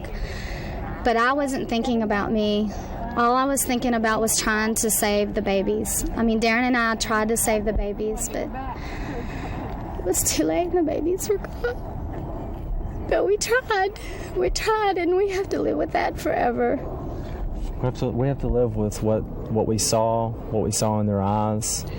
Nobody can ever imagine. And it happened so fast that not anybody could have done anything about trying to save them any faster than what I could. I mean, you just, and you keep going over it, and you what if it, and you what if I done this, and you what if you done this. But if you've never lived in fear, then you'll never think of those things. This is weird, I think. This is definitely weird. I think it kind of pissed me off when she was like, I wasn't even thinking about myself. My only concern was helping my boys, and say, like, we know that that's not true. We know you got a rag for your own neck and you never did anything for your kids, even when you were instructed to and asked to several times by a police officer. And then even Darren, when he's like, you think there was nothing that could have saved them, like, besides what I did. He even says besides what I did. He doesn't say besides what we did. So it's almost like he's acknowledging that she didn't do shit to help those kids. And yeah, obviously you could tell they are aware that people are talking about them. They go on in this clip to talk about, whatever people, have to say, and the gossip, like, we're not paying attention to that. Like, they're evil, they don't understand. You haven't been in our shoes, et cetera, et cetera. But it's like, yeah, in your shoes, though, I would have tried to save my kids. Like, I haven't been in your shoes, but in your shoes, I would have, I do believe 100,000,000% I would have tried to save my kids, and I would have listened to the police and administered aid to them. Yeah. But you didn't do that, and we know you didn't do that. And they don't know that we know that, right? Because this is a long time ago. Right. And the police haven't released anything yet. But so they're talking as if the public's never going to know that she was asked multiple times to get a towel and save her son or try to save her son, and she didn't. They don't know that we're going to know that. Yeah. But we do know that. And so it's a little awkward now. Overall, just to kind of read on top of what you just said, this is June 14th. This all happened on the night of June 6th, maybe June 7th in the morning, right? And why are we doing an interview? That's what I said. Why is it They're not missing. You're not trying to raise awareness. It doesn't make sense to me. Even Darren, I don't like Darren's reaction and his demeanor in this video. I don't either. I just personally, I know we're focusing on Darlie a lot, but they seem unfazed, man. Yeah, it seems like they're talking about a car that was stolen. They seem unfazed. And then her moment of crying, I didn't think sounded too genuine, in my opinion. So that's just our opinion. So after that, the reporter brought up rumors that Darlie had killed her sons, and Darlie responded, quote, "We don't want to get into that part. Unfortunately, gossip is the biggest evil in the world, and unfortunately, there's nothing you can do to stop it, and we're not going to make an issue out of this because anybody that knows us knows how we were, how we lived. They knew the story, and we don't have to explain ourselves to anybody," end quote. When asked what they would say to the person who did this, both Darlie and Darren responded. I think he's a coward. Yeah. I think he's a coward because he went after something that was so innocent that couldn't fight back, and then he tried to come to me, but he had to go to them first, and to me that is such a cowardness. Well, it's an animal that goes after a weak sheep that is asleep, is completely lifeless, and attacks the weakest person in the room first to be able to get off on whatever he was thinking he was going to accomplish. I mean, I kept hoping and praying that this guy had stolen something out of my house, that he picked me and my family because I had more than some, or had more than this person. That way I could, in my heart, think that, well, living large is the reason why we got targeted. But now you don't know why. Now we don't know why. Now we know that this is a sick individual that took absolutely nothing from our house, but took the two most important things that were important to us away from us. That's the part that we don't understand. That's the part that we may never understand but our goal now in our life is to live our lives the way that God wants us to, so that we can be with our boys again. And they'll still be 5, and they'll still be 7, and they'll still be playing and fighting. Yeah, that's weird, especially his awkward laugh at the end was super strange. I don't know. He's like, I was really hoping somebody had broken in because I have more than others, but now it's like I don't know why they did it. Living large. Yeah, because I'm living large, now I don't know why they did it. And it's like, like, would that have made you feel better if they'd broken in to steal something and then killed your kids? Would that have made it better? I don't know. Like, just very strange. It all seems strange to me, considering the proximity of when this all occurred. It's very lighthearted for such a short period of time. But way down in the comments below, let us know what you guys think. Are we just completely off on this one? Maybe we are. Are we being insensitive? Are we not taking into consideration that everybody processes trauma differently? Maybe. I don't know. I mean, they're also super religious, so there might be. There's something. They seem there. to be super religious, so there might be some comfort in that, and that's what they're telling themselves to keep moving on. Either way, I think it's weird, but it's not on its own. It's not weird in compilation with everything else that we know. Weird. Yeah. So after the graveside gathering, the investigation into the Routiers kept moving forward. Police continued interviewing people who knew the couple, and they also began reviewing more evidence from inside the house, including Darlie's diary. Through those interviews and records, investigators learned more about the couple's financial issues and the tension in their marriage. They also learned that after giving birth to Drake in October of 1995, Darlie struggled with postpartum depression. She was also deeply unhappy with how she looked. Multiple people said Darlie wanted to lose around 12 to 15 pounds, but after having her third child, she couldn't drop the weight as fast as she wanted. This bothered her in a major way, as her appearance was very important to her. Darlie was so desperate to get back into her pre-baby body that in March of 1996, she stopped breastfeeding Drake and started taking 2 prescription diet pills, Fastin and Pondemin. Over the next 2 months, she started feeling increasingly emotional. In April and May, she told friends she had been feeling moody and said she had a few really rough days. She was crying a lot, and on May 3rd, it all came to a head. That's when Darlie started writing a suicide note in her journal. It began, "Dear Devon, Damon, and Drake, I hope that one day you will forgive me for what I am about to do. My life has been such a hard fight for a long time, and I just cannot find the strength to keep fighting anymore. I love you 3 more than anything else in this world. I don't want you to see a miserable person every time you look at me. Your dad loves you all very much, and I know in my heart he will take care of my babies. Please do not hate me or think in any way that this is your fault. It's just that I," end quote, because the note came to an abrupt end. According to Darlie, she said she felt silly while writing the note, so she stopped and called Darren at work. She asked him to come home, and when he got there, he found her lying on their bed, crying and writing in her journal. Darren said he never did read the note since it was private, and he didn't think she was serious about taking her own life. If he thought she was serious, he would have gotten her help.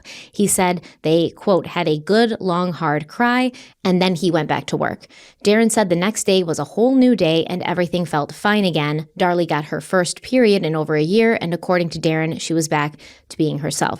And this is very common for postpartum depression. I've been through it. So many women have been through it. Your emotions are all over the place. You look in the mirror, you're like, I don't even know who I'm looking at. Like, how did I get here? Who am I?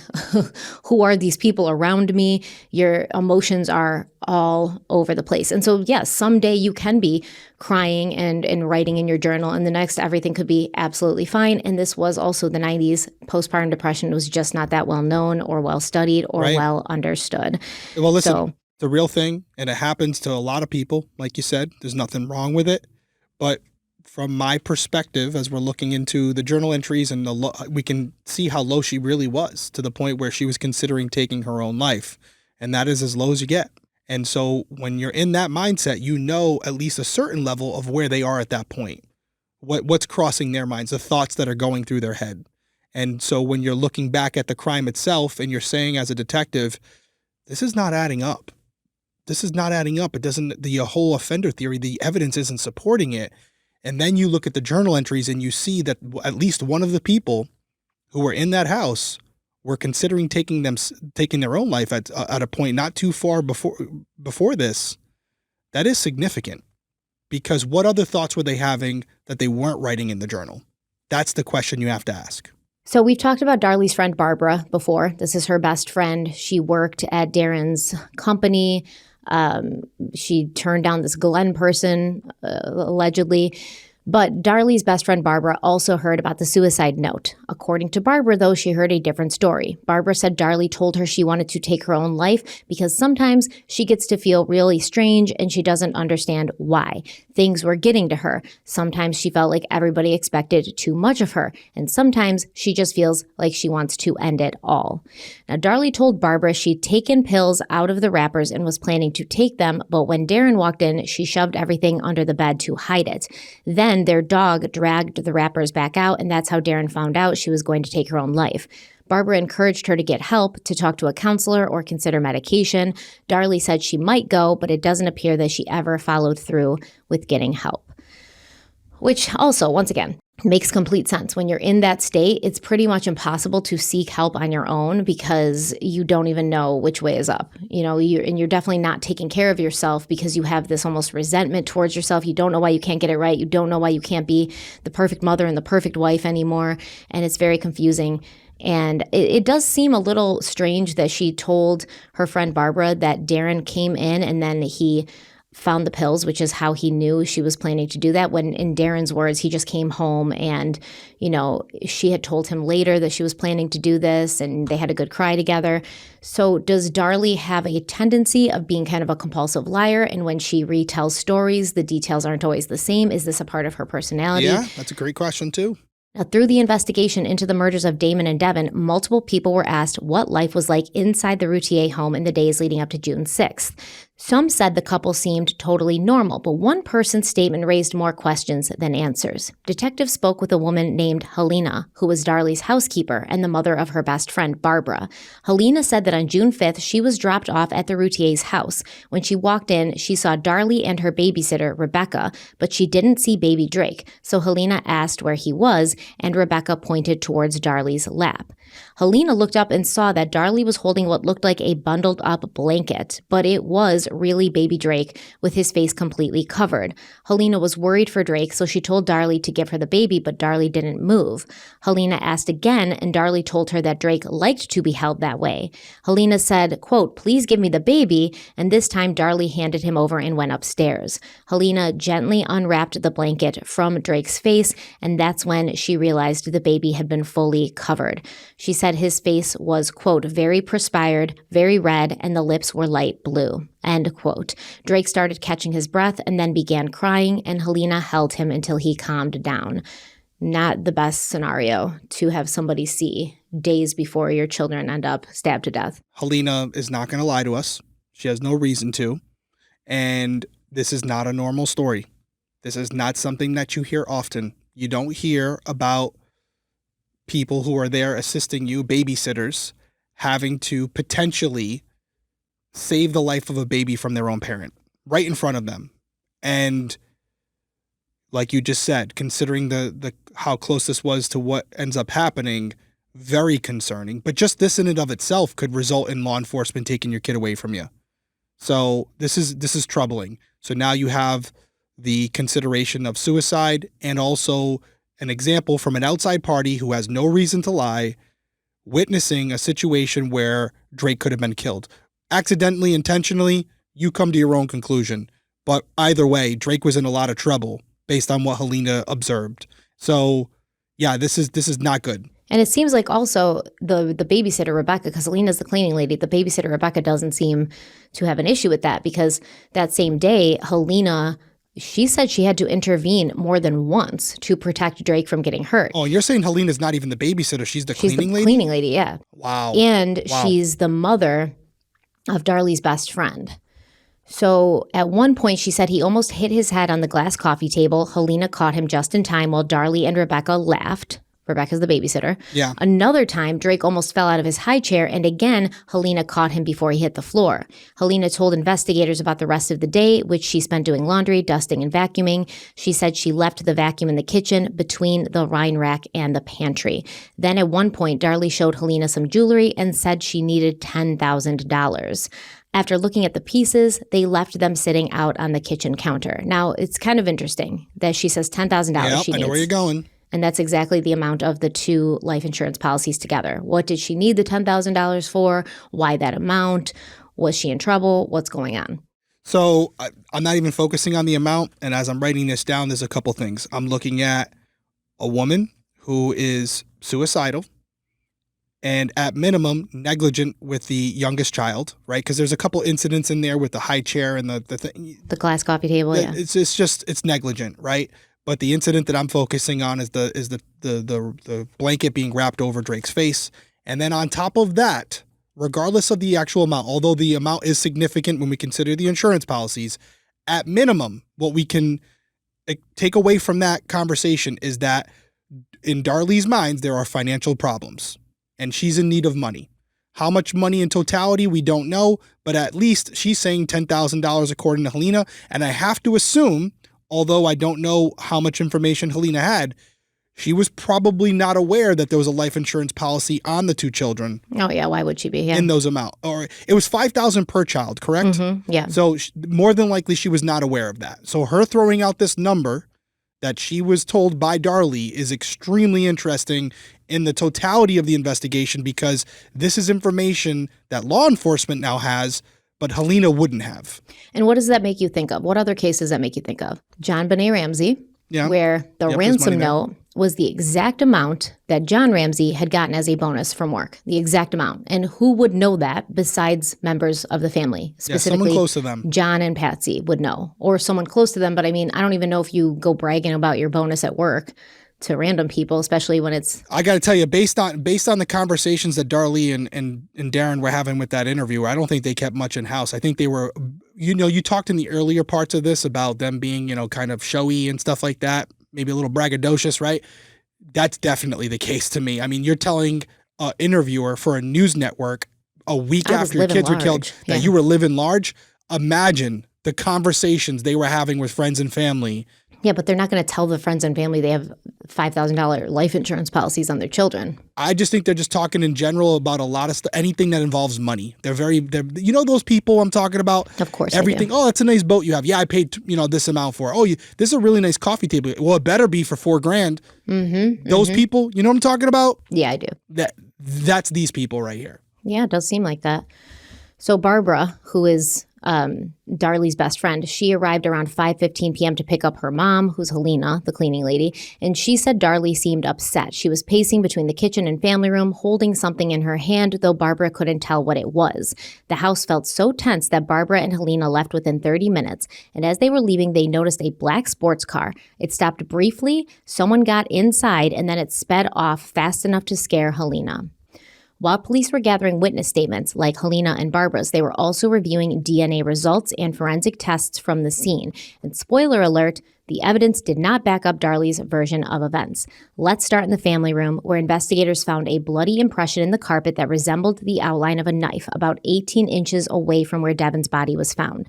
An analyst determined that the blood was concentrated towards the tip, which indicated that the person holding it was also bleeding. The blood in that outline belonged to both Darlie and Damon, which meant one of them had likely been holding the knife, and I somehow doubt it was the 5-year-old. So that's interesting. The blood in that impression by Damon belonged to both him and Darlie. And based on the blood on the tip, determining that it was concentrated, which indicated that the person holding it was also bleeding, it kind of sounds like Darlie was holding the knife over her son. And why? And if you remember, Darlie had claimed she only picked up the knife and placed it on the kitchen counter. She never mentioned having it in the living room, let alone putting it on the carpet. From the law enforcement standpoint, this detail mattered. They believed that an intruder wouldn't have paused to set the knife down, disarming himself after stabbing Darlie. It made more sense, they said, that Darlie put it down after cutting herself. And speaking of the murder weapon, 4 areas of blood on the knife were tested. 2 contained Darlie's blood, 1 had Damon's, and 1 was a mixture of both. Investigators also found one of Darren's head hairs on the blade. Now, that could have just happened, by the way, when the knife was set down on the carpet. That does not mean anything.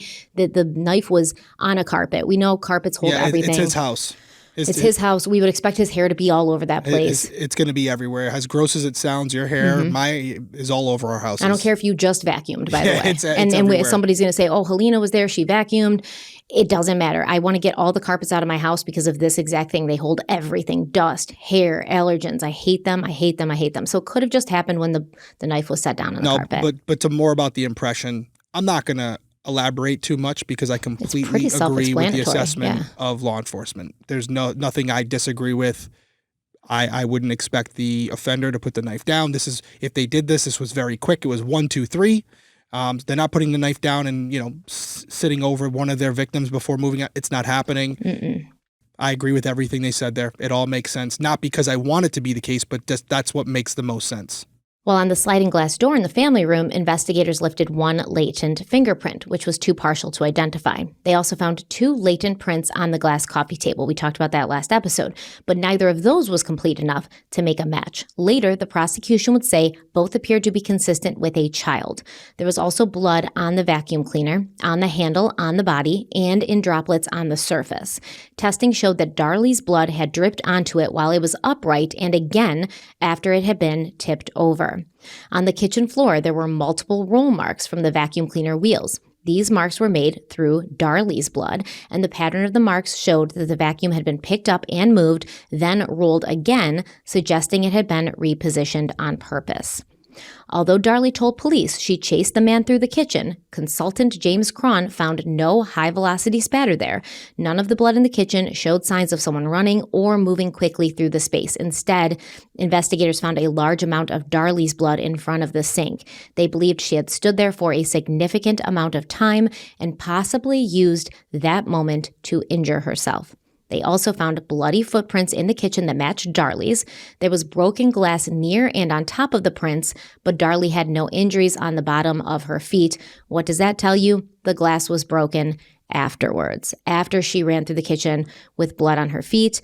But that's not what she told the police, because in her statement, she said when she pursued the offender, she could hear broken glass crunching under their feet. Yeah, she would have some injuries on her feet if that happened. We've all been there. We've all been there.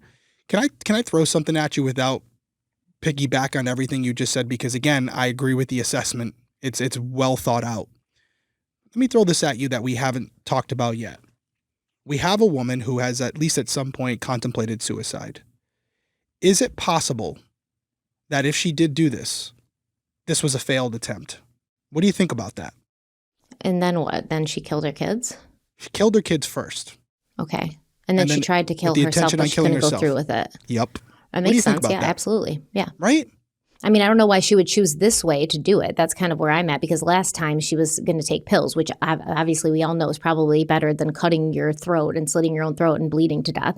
But maybe the optics of it, she wanted to make it look like they were all taken in a tragic murder. Maybe, but because she's very concerned with appearances and image and things. But at the end of the day, this wouldn't be uncommon, right? Especially if you're dealing with some mental health issues. And we see this all the time when parents kill children. A lot of the times they're doing it because they're like, this earth is just too hard. We shouldn't have to live here. We can be together in heaven. We see religious people do this a lot too. I have, several, thoughts of it in my head right now. So yes, that is possible. And I mean, it doesn't have to be premeditated. I would lean towards premeditation, but it could be something where same type of episode she had with Drake that was caught by Helena, she loses it. Why would she kill them that way? I don't understand. Again, this goes back to our theme, rationalizing the irrational. You and I are not going to be able to come up with a reason for why that would be justified. But hear me out. The injury to her neck, although superficial, it's a big risk. That's right next to the carotid artery. It's very easy that she could have cut her throat in a way where she bled out.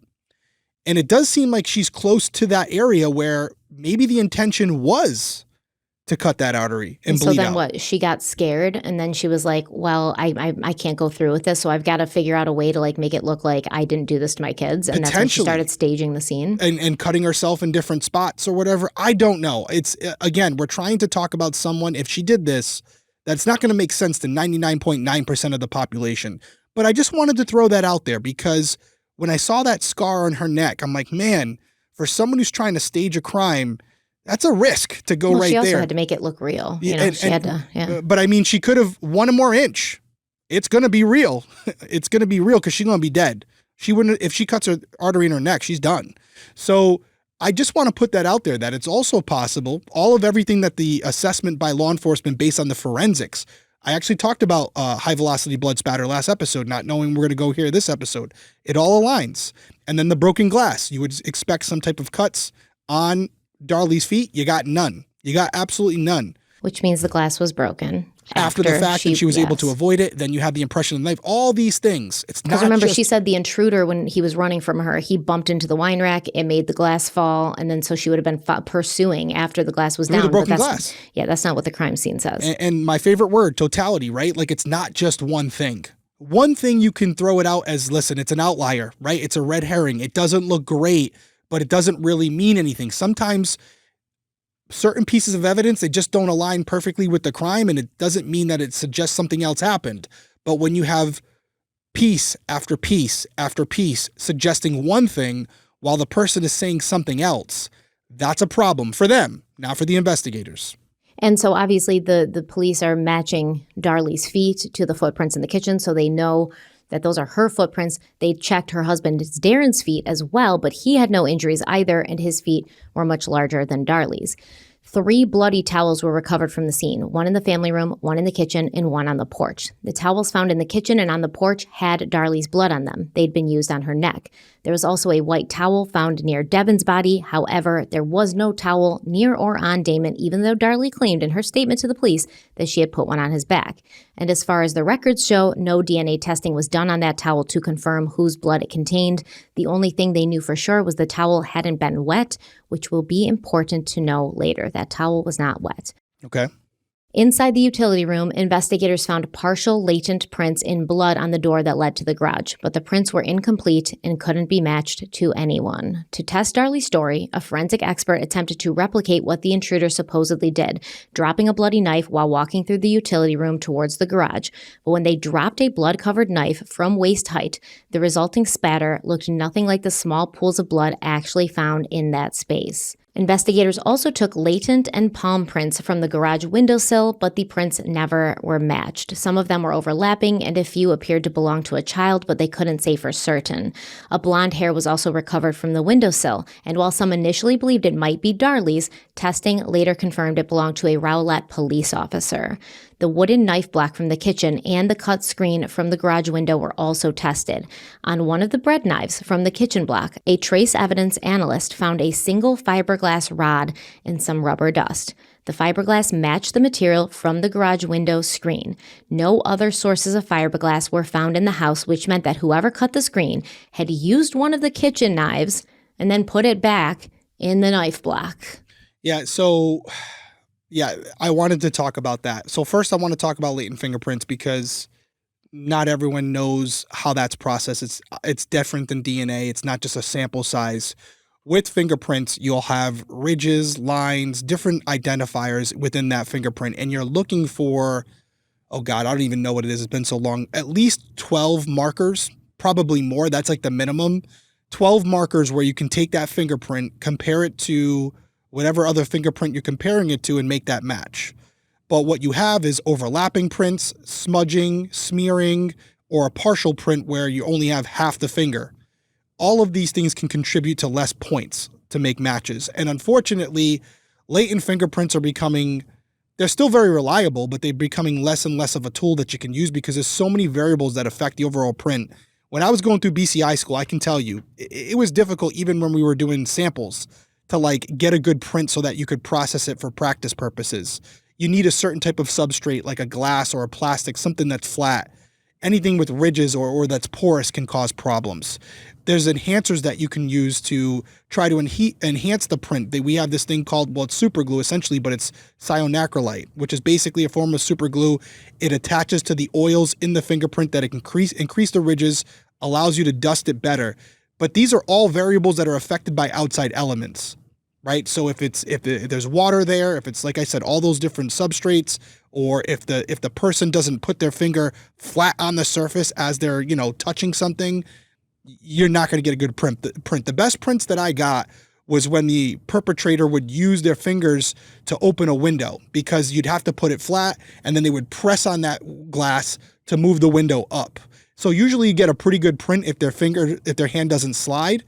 but it's very difficult to do. So as you're hearing about all these latent fingerprints that were found but not able to be processed, those are the And it hurdles. was 1997 too, so they had less technology as well. And it hasn't, I hate to say it, there's no advancement in it because a latent print is a latent print. It's pretty much the same in 2025. There are some better enhancers and stuff and things that you can use chemically to try to enhance a print that's found. But honestly, it is what it is. Now, as far as this knife, I was saying it and I was seeing some of the comments as well. If you're to think that someone came into this property and they cut the knife after the fact, it's what you just said, where they cut the screen with the knife and then they put the knife back in the knife block. Or if for some reason the offender entered through this window, let's say it was unlocked. Now the screen suggests it was going outward because that was their point of egress. But let's say they came in the same way they went out. And you can tell by the cut in the window, we can throw the window picture up right here. It appears to have been done by a razor blade or a knife, some sharp instrument. It wasn't torn open, right?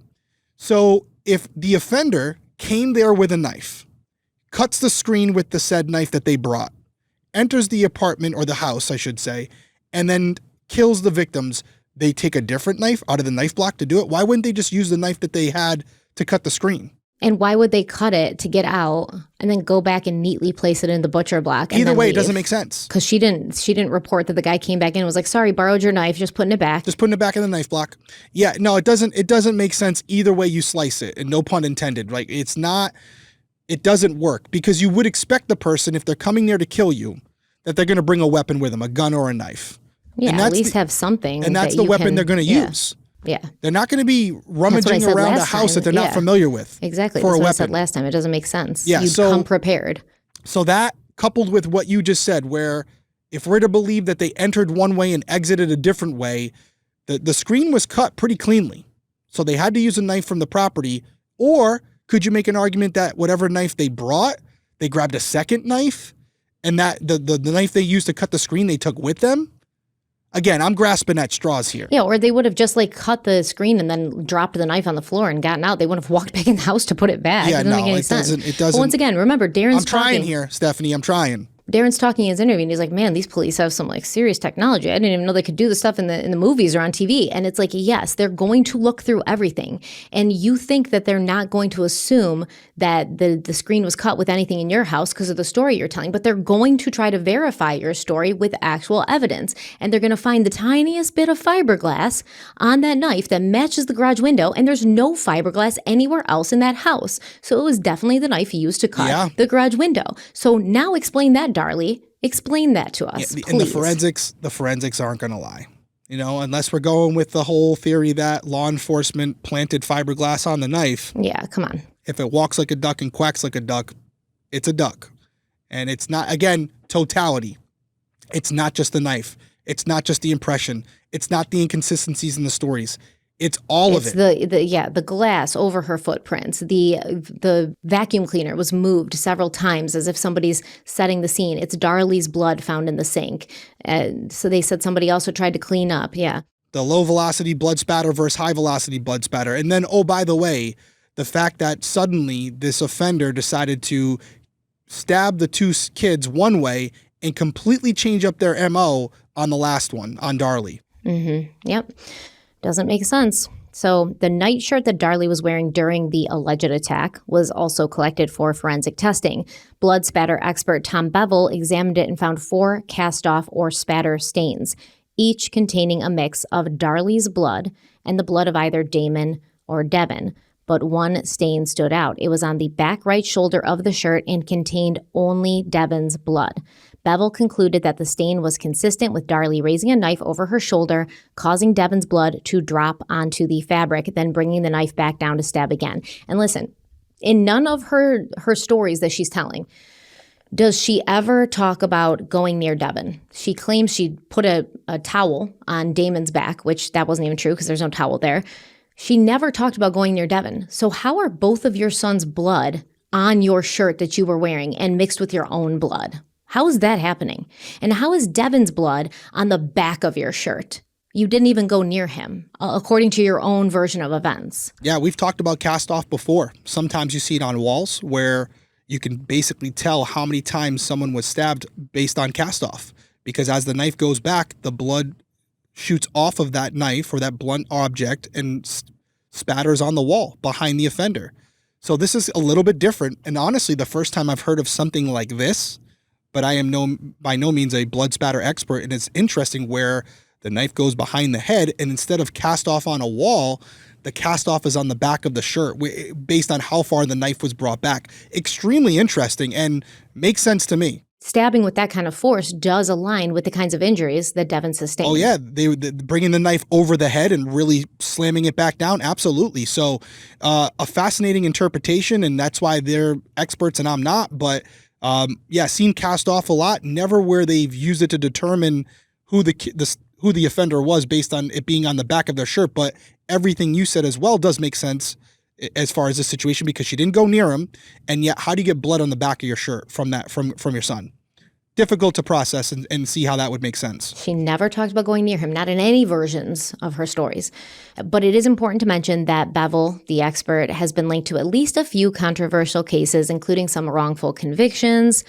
I don't take too much, stock in that. It's like you're not going to get it right every time. And I don't think that this guy's going in trying to wrongfully convict people, but it goes to his credibility. It's also worth noting that Darlie's nightshirt was cut off in the ambulance by a paramedic who was focused on saving her life. So that shirt wasn't preserved like evidence should have been at the time.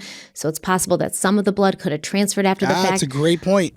But how would some of the blood from Devon transfer to the back of her shirt so think about in the this. ambulance? Think about this. Well, first off, let's address both things, because I've said it before. I think it's an interesting interpretation, but in many instances, you can find an expert that will tell you whether you're on the defense or prosecution, they're for hire.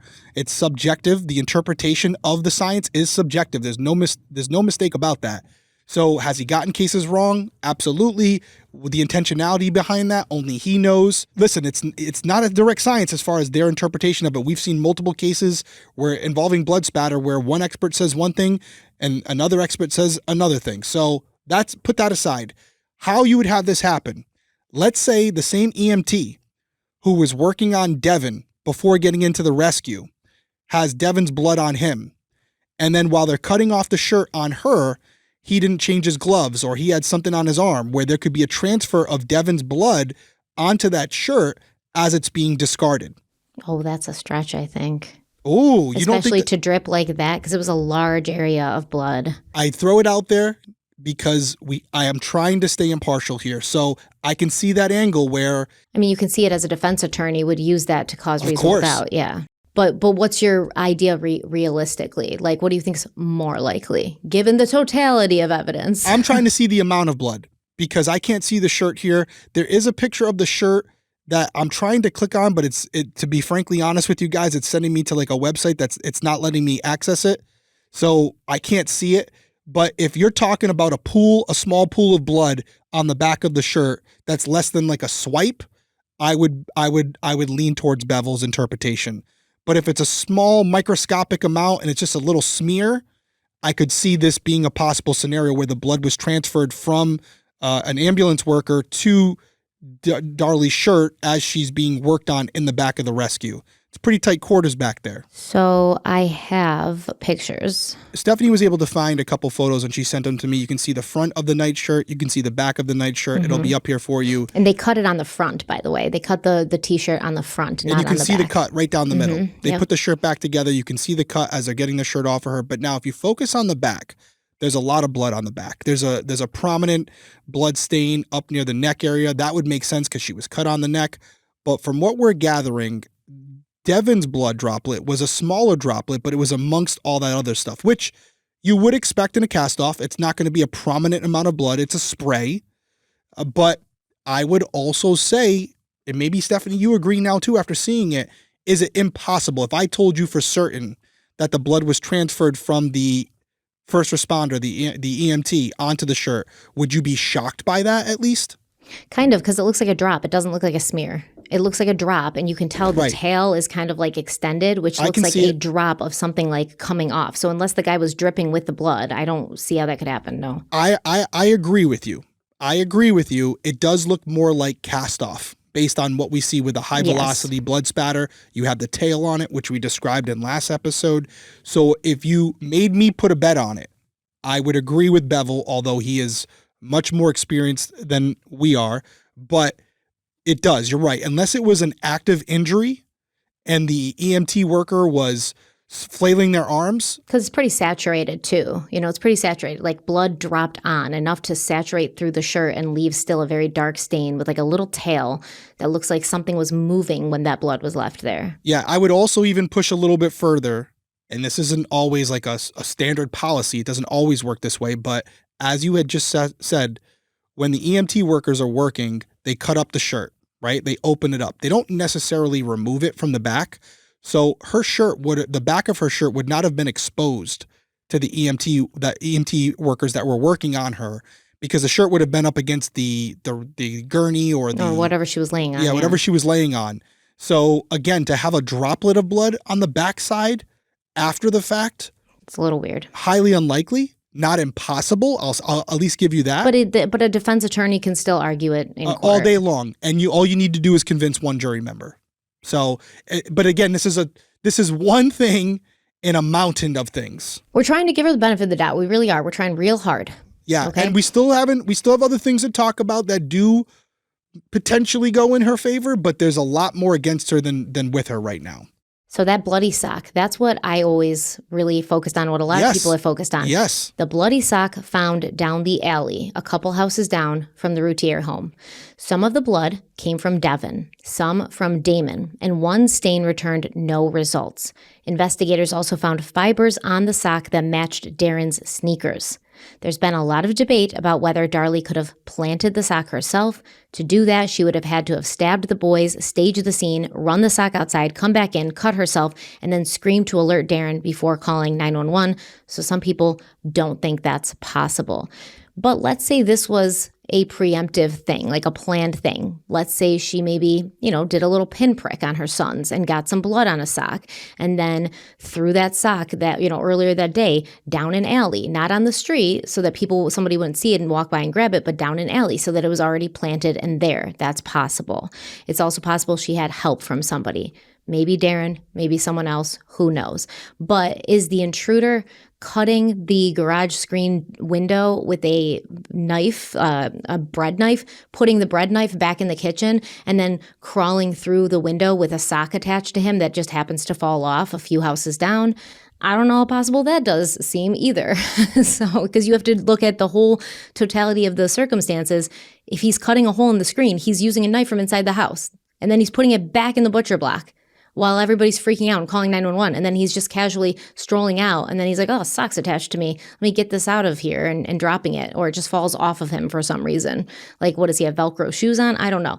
It doesn't make a lot of sense. No, but the sock is something that is, outside what we have been talking about this episode, where this would suggest an outside party, because I don't see a world where Darlie or Darren are running out of the house and planting the sock after the fact. So it would have to be beforehand, and that they would have to work off the assumption that no one other than law enforcement would find the sock before the incident occurred. So there's a lot of what ifs. I think it was planted. Okay. And honestly, she could have run out of the house and planted it that night. It wasn't that far down. Let's keep talking about it, but it's definitely something that I'm interested in for sure, because it doesn't make, this isn't one of the pieces where it makes Darlie look bad. Mm-hmm. Well, let's talk about the timing then. According to Nordstick, the average person can run 100 meters in 15 to 18 seconds. The distance from the Routier living room down the driveway through the alley into the trash can where the sock was found is 89 meters. But let's round it up to 100 to make things easier math-wise and to give some extra wiggle room. That means Darlie could have reached the trash can in 15 to 18 seconds and made it back inside in under a minute. Far under a minute, in my opinion. And that's without factoring in adrenaline, which could have helped her move even faster. So yes, it's physically possible. Does that mean she did it? No. It does mean she could have. I think that's more possible than this offender coming in, cutting the hole in the screen, putting the knife back, getting a sock stuck to him on his way out, and it just happens to drop off him less than 100 yards away from the house. Yeah, and I have the photo up right here. If you're on YouTube, you're seeing it as well, where it's a map of the house and then the location where the sock is found. It's about 3 houses down. It looks like it's in I guess it would be I don't know if it would be the back or the front of the house. I'm assuming it would be the front. It looks, even though the driveways are kind of on the back. If you're looking at this map, you have Eagle Drive that wraps around the house. and then you have the 3 houses to the right of the Routier home, and it looks like their driveways in the back. So, yeah, I mean, it would be very possible. You just did the math on it, right? Very quickly could have been done. And if has some time after killing them, before she stabs herself, she could run. Now there's blood everywhere. I mean, honestly, right? Yeah. She puts the knife down, right? She's got the knife there. She grabs a sock, drips it in some blood, the blood from both the boys to really add emphasis to it. Although I am a little concerned about the blood that was unidentified. I don't know what the... why is it's just weird the way the blood is showing up. It's from both of the boys, Yeah, It's from both boys. So how did he have the sock on while he was killing them, or did he run into the sock after? And that's how the blood transferred from him to the boys. But did he pick up the sock and wipe his hands off? Was it like that? What's going on? I don't know. And also the sock, and you said it, a sock normally doesn't just stick to your pants. Unless you have Velcro of some kind. Exactly. It's not like the movies, So unless the person had it in their pocket and then threw it out, which I don't know why you would do that, because now your DNA could be on it. Yeah, I mean, I'm sure this is a piece of evidence, and I would as well. If you're in the camp that Darlie is innocent, this is something you want to hang your hat on. Because there's nothing here that says 100% she did it. There's also nothing that says she didn't. So this is something that's open to interpretation, and depending on what you believe, let's be honest, it works for both scenarios. If you're in the camp that someone else did this sock proves it. The sock proves it. Yeah. He ran out of the house. As he was running away, not realizing what was going on, the sock falls off. It doesn't explain how it stuck to him or how it ended up with him. That doesn't explain that. And what do you make of some fibers on the sock coming back to Darren's shoes? I mean, he did say it was an old sock pile that they use for cleaning rags and stuff. What about this then? Could somebody have been wearing the sock? Well, then how did it get off their foot when they're running? Did they take it off? And it seems planted to me. I'm just going to say it seems planted. I'm going over all the possible scenarios, and none of them seem as possible as that it was planted. Well, that goes to what I was going to say about this whole thing. What detectives are doing here, what the prosecution is doing here, is they're putting out the evidence and they're putting out the science behind it. They're saying, hey, listen, yes, there was a sock found down the road. It had blood from both Damon and Devon on it. But here's something you should know. You could get out to that location and back in under 18 seconds. Take that information and do what you will with it. But we're just telling you the facts. But we're not disregarding it. We're acknowledging it exists. We can't completely explain it. We're just giving you the distance and the time it would take to go put that sock out there and get back to the house. Now that we've disclosed that information to you, here's all the other evidence that we have inside the house that we do think we can explain.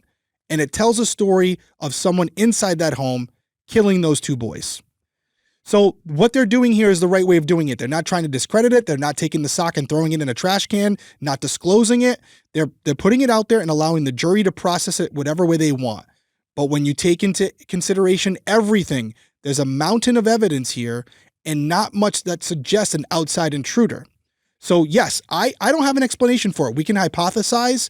I think that if we found out there was another person involved and this sock was a contributing factor to that would not surprise me. But it's hard to take this sock and say, you know what, based on everything else you just told us, Stephanie, I'm discrediting all of it and disregarding it, and this sock tells me everything I need to know. You have to take into consideration everything.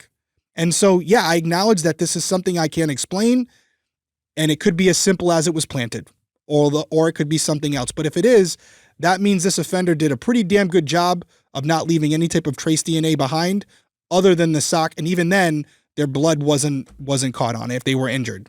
Yeah, like I said, I think it's more likely that it was planted, but everything is possible. But if you look at it, it's just more likely to me that it was planted. But based on everything you've told us tonight, I would concur with that assessment. Yeah, it seems like the easiest way that it ended up there. But if we had a list going of Darlie's innocent, Darlie's not innocent, I would argue that without anything to suggest it was planted, I would put this in the Darlie is innocent category, although there hasn't been many stuff in that category tonight. Yeah, Darlie's not doing well in the pros cons list. No, but let's be fair. The sock, based on what we know, it very well could be said that was another person that while running away from the house. Which may have been exactly why it was planted there. Yep, exactly. Yeah, I'm with you. You. So there was 2 additional pieces of evidence recovered that we need to talk about, a pubic hair and a facial hair. According to an appeal document, quote, the record does not clearly reveal where in the house they were found, end quote. The pubic hair couldn't be tested, and the facial hair didn't belong to anyone in the Routier household. Naturally, this is the kind of evidence that Darlie supporters have clung to. They believe it could belong to the real killer. I don't. Listen, the cleaning lady was there earlier that day. If she's cleaning other houses or if she's just coming from her own house and she's got brooms, maybe she cleaned somebody else's house, she's got a broom, now she's cleaning your house. And yeah, once again, there's stuff we don't see microscopically around our homes. Even if a cleaning lady comes in, it doesn't mean it's a pristine sanitary situation. That could have been transferred from anybody. It could have been transferred from Dana, who was staying there for a week. Maybe she has a boyfriend or something, or she was with a man and his stuff got on her and then she dropped it at the house. It could have come from the cleaning lady, Helena, who came and started cleaning. Yeah, women maybe have facial hair too. Maybe she started cleaning, maybe she was cleaning somebody's bathroom and that's where the pubic hair came from. Like, it's such a reach to be like, oh, well, there's a hair, one hair from a pubic hair and one hair from a beard, and they don't match anybody who lives there, so that must be the killer. No, we are bringing stuff around with us everywhere we go. Yeah, there's a lot of DNA from different people who you've encountered that may have never entered your home that are currently in your house. Exactly. But again, to keep it as, fair as we can, this is something that you could put in that category as well, although it's not a reasonable doubt, yeah. A reasonable doubt where it suggests another person. As far as the pubic hair not being tested, I would think that's because there was no flesh attached to it. However, with the advancements in technology we have today, mitochondrial DNA testing, you don't need flesh. You can get it from the actual hair follicle itself. They could retest it, but she's been convicted, so why would they do that, Well, that would be something that the defense would have to appeal and request. And then the facial hair itself, you have it. It belongs to someone. You could always run it through a DNA database today, like a GED match or something like that, to see if you get a familial match, because we can definitely both agree that the advancements in DNA technology today are much greater than they were back then. So is it possible that they could use those two pieces of hair and figure out who they belong to now? Even retest the blood on the sock and see if you can get that third unknown profile. Yeah. Agreed. Absolutely. There are things you could do now if you wanted to make a gripe about this, to say, hey, these things need to be retested to confirm what we've already deduced based on our findings. I wonder if her defense team has appealed and asked for that to happen. And if they haven't, why? Because if she's saying she's innocent, wouldn't you want all the evidence tested, unless it's going to come back to, as Derek says, a nothing burger? That it's going to be, this is Dana's boyfriend's pubic hair, or this is the, mailman's beard hair, and it was just stuck to a package. Like, if it's going to come back to nothing, maybe you wouldn't request for those things to be tested. I think they would have to be more critical in the case, like be more of a reason why she was convicted, because here's the argument for not doing it, right? If you're going to make an appeal for this, you're going to say, oh, we want the pubic hair and we want the facial hair tested. Okay, let's do that. Let's say with the advancements, they're able to identify that it belongs to a male individual. It could be a mailman. It could be anyone. It could be someone who worked with Darlie. It could be someone who worked with Darren. It doesn't mean they killed him. So it still doesn't connect the person inside the home with just that. Yeah, but let's say they found out who this person was and it came back to like some, registered sex offender or something. That has no connection? Yeah. So there's still the chance of that. You could find that. But if it came back and it's like, oh no, it's like, yeah, this is a logical reason why this stuff would have been here, then it just doesn't look good for Darlie, because now that little reasonable doubt that her supporters cling to, that's gone. Yeah. I mean, listen, if they can get the funding, doesn't hurt to test it, because if it does come back, like you said, to someone who has a checkered past and maybe is in prison for a similar crime right now from that area, well, then guess what? Now you don't only have smoke, you have some fire. Yeah, you have a suspect. You got an actual suspect now. So unless there's something with the evidence itself and the way it was collected that they can't test it, I see no harm in it. Although there are the factors of DNA testing that we've talked about for years, which is why we started Criminal Coffee, where very expensive. There's 1,000 rape kits out there right now of victims who need to be tested. So is it going to be a priority? It would probably have to be independently tested by a private organization that Routier's team would have to pay for. Yeah, absolutely. But I mean, if you're saying you're innocent and you want to get out, do it. Could be done. Start a GoFundMe. All right, so the pubic and the facial hair aside, things are still not looking good for Darlie. There was no conclusive evidence at the scene to support her story of an intruder, and the results from forensic testing only raised more questions. So investigators continued building their case, and it wouldn't be long before they had enough to make an arrest. But that will have to wait for next time because we're already 2 hours we're into this. Yeah. 2 hours and 15 minutes as on our ticker right now. Yeah, I leave this case. We have a little bit more insight with the sock, and the unfortunate thing is we'll never know 100%. There's a couple conclusions that can be made based on where it was found and the experiments they did to reenact it to see how long it would take. A lot of the forensic evidence leans towards an inside job and that inside person being Darlie. I did have some questions after part 2 where I was wondering how this could have all gone down without Darren being aware of it, but there's a couple things I can take away from this. He's upstairs, he's sleeping, he's in a deep sleep, he doesn't hear it. She's obviously downstairs being very quiet. If she had killed the 2 boys, it would have been done quickly and there might not have been a lot of noise, and then she could have done everything else she wanted to do, like the planting of the sock and all these other things before injuring herself. And I'm also going to say this, and it's not meant to be offensive, it's not meant to be disrespectful, but everyone, I'm a human being, you judge people when you see them, and just from the brief interviews that I've seen with Darren, frankly, he doesn't seem like the sharpest tool in the shed, just going to be honest with you, and it seems like he's going to believe whatever he's told. That's just my opinion. I could be completely wrong. So to think that he would come downstairs and buy what Darlie's saying, hook, line, and sinker, it doesn't seem like a stretch as much after hearing him open his mouth. Yeah, I just thought it was weird. Like also during his police interview, he was like talking to the detective and like, oh yeah, I really like Darlie's new plastic surgery, like her breast. And like, it was weird. It's just, he's a weird dude. She's weird too. They're weird. And I don't know if it's, I'm not trying to be judgmental, but they're weird. They're weird. The way they reacted to everything was weird. The gangster's paradise, the knives in the pockets. The gangster's paradise slander has to stop. Stop it. All right. Okay? All Julio, R.I.P. Yes. Okay? Well, he lived that life, man. As we're going into episode 4, and I pose this question to you and everybody else, is there anybody out there at this point who's saying, okay, I think Darlie did it, but I think Darren's involved as well? Even if it's just a cleanup after the fact. I go back and forth, but I would say no, he wasn't involved. He came downstairs and he saw the final results. Yeah. And maybe in the back of his mind, he knows something else could have happened, but he believes his wife. Yeah. At the end of the day, like my gut is not telling me he was involved, and I think she could have easily done all of this on her own. I mean, the crime scene was a mess and didn't match her story. So if she'd had help, I hope that she would have, had it set up a little bit more to sort of match her story, and that Darren and Darlie's statements when they talked to the police would have matched more. Like that would be the intelligent thing to do. So I don't know. I just don't think, my gut tells me no, but my gut also tells me he's a weird dude. So in the first episode, I asked all of you to pause the video or pause the episode and tell us whether you thought she was guilty or innocent. Now I'm asking you after episode 3, we're more than halfway through the series.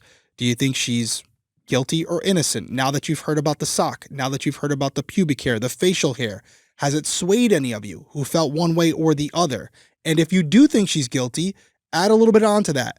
Do you think this was a sole job? She did it by herself? Or do you think potentially she had help? Weigh in down in the comments below. Let us know what you think. If you're on audio, you can leave us a review and leave us a comment there as far as your thoughts on this episode.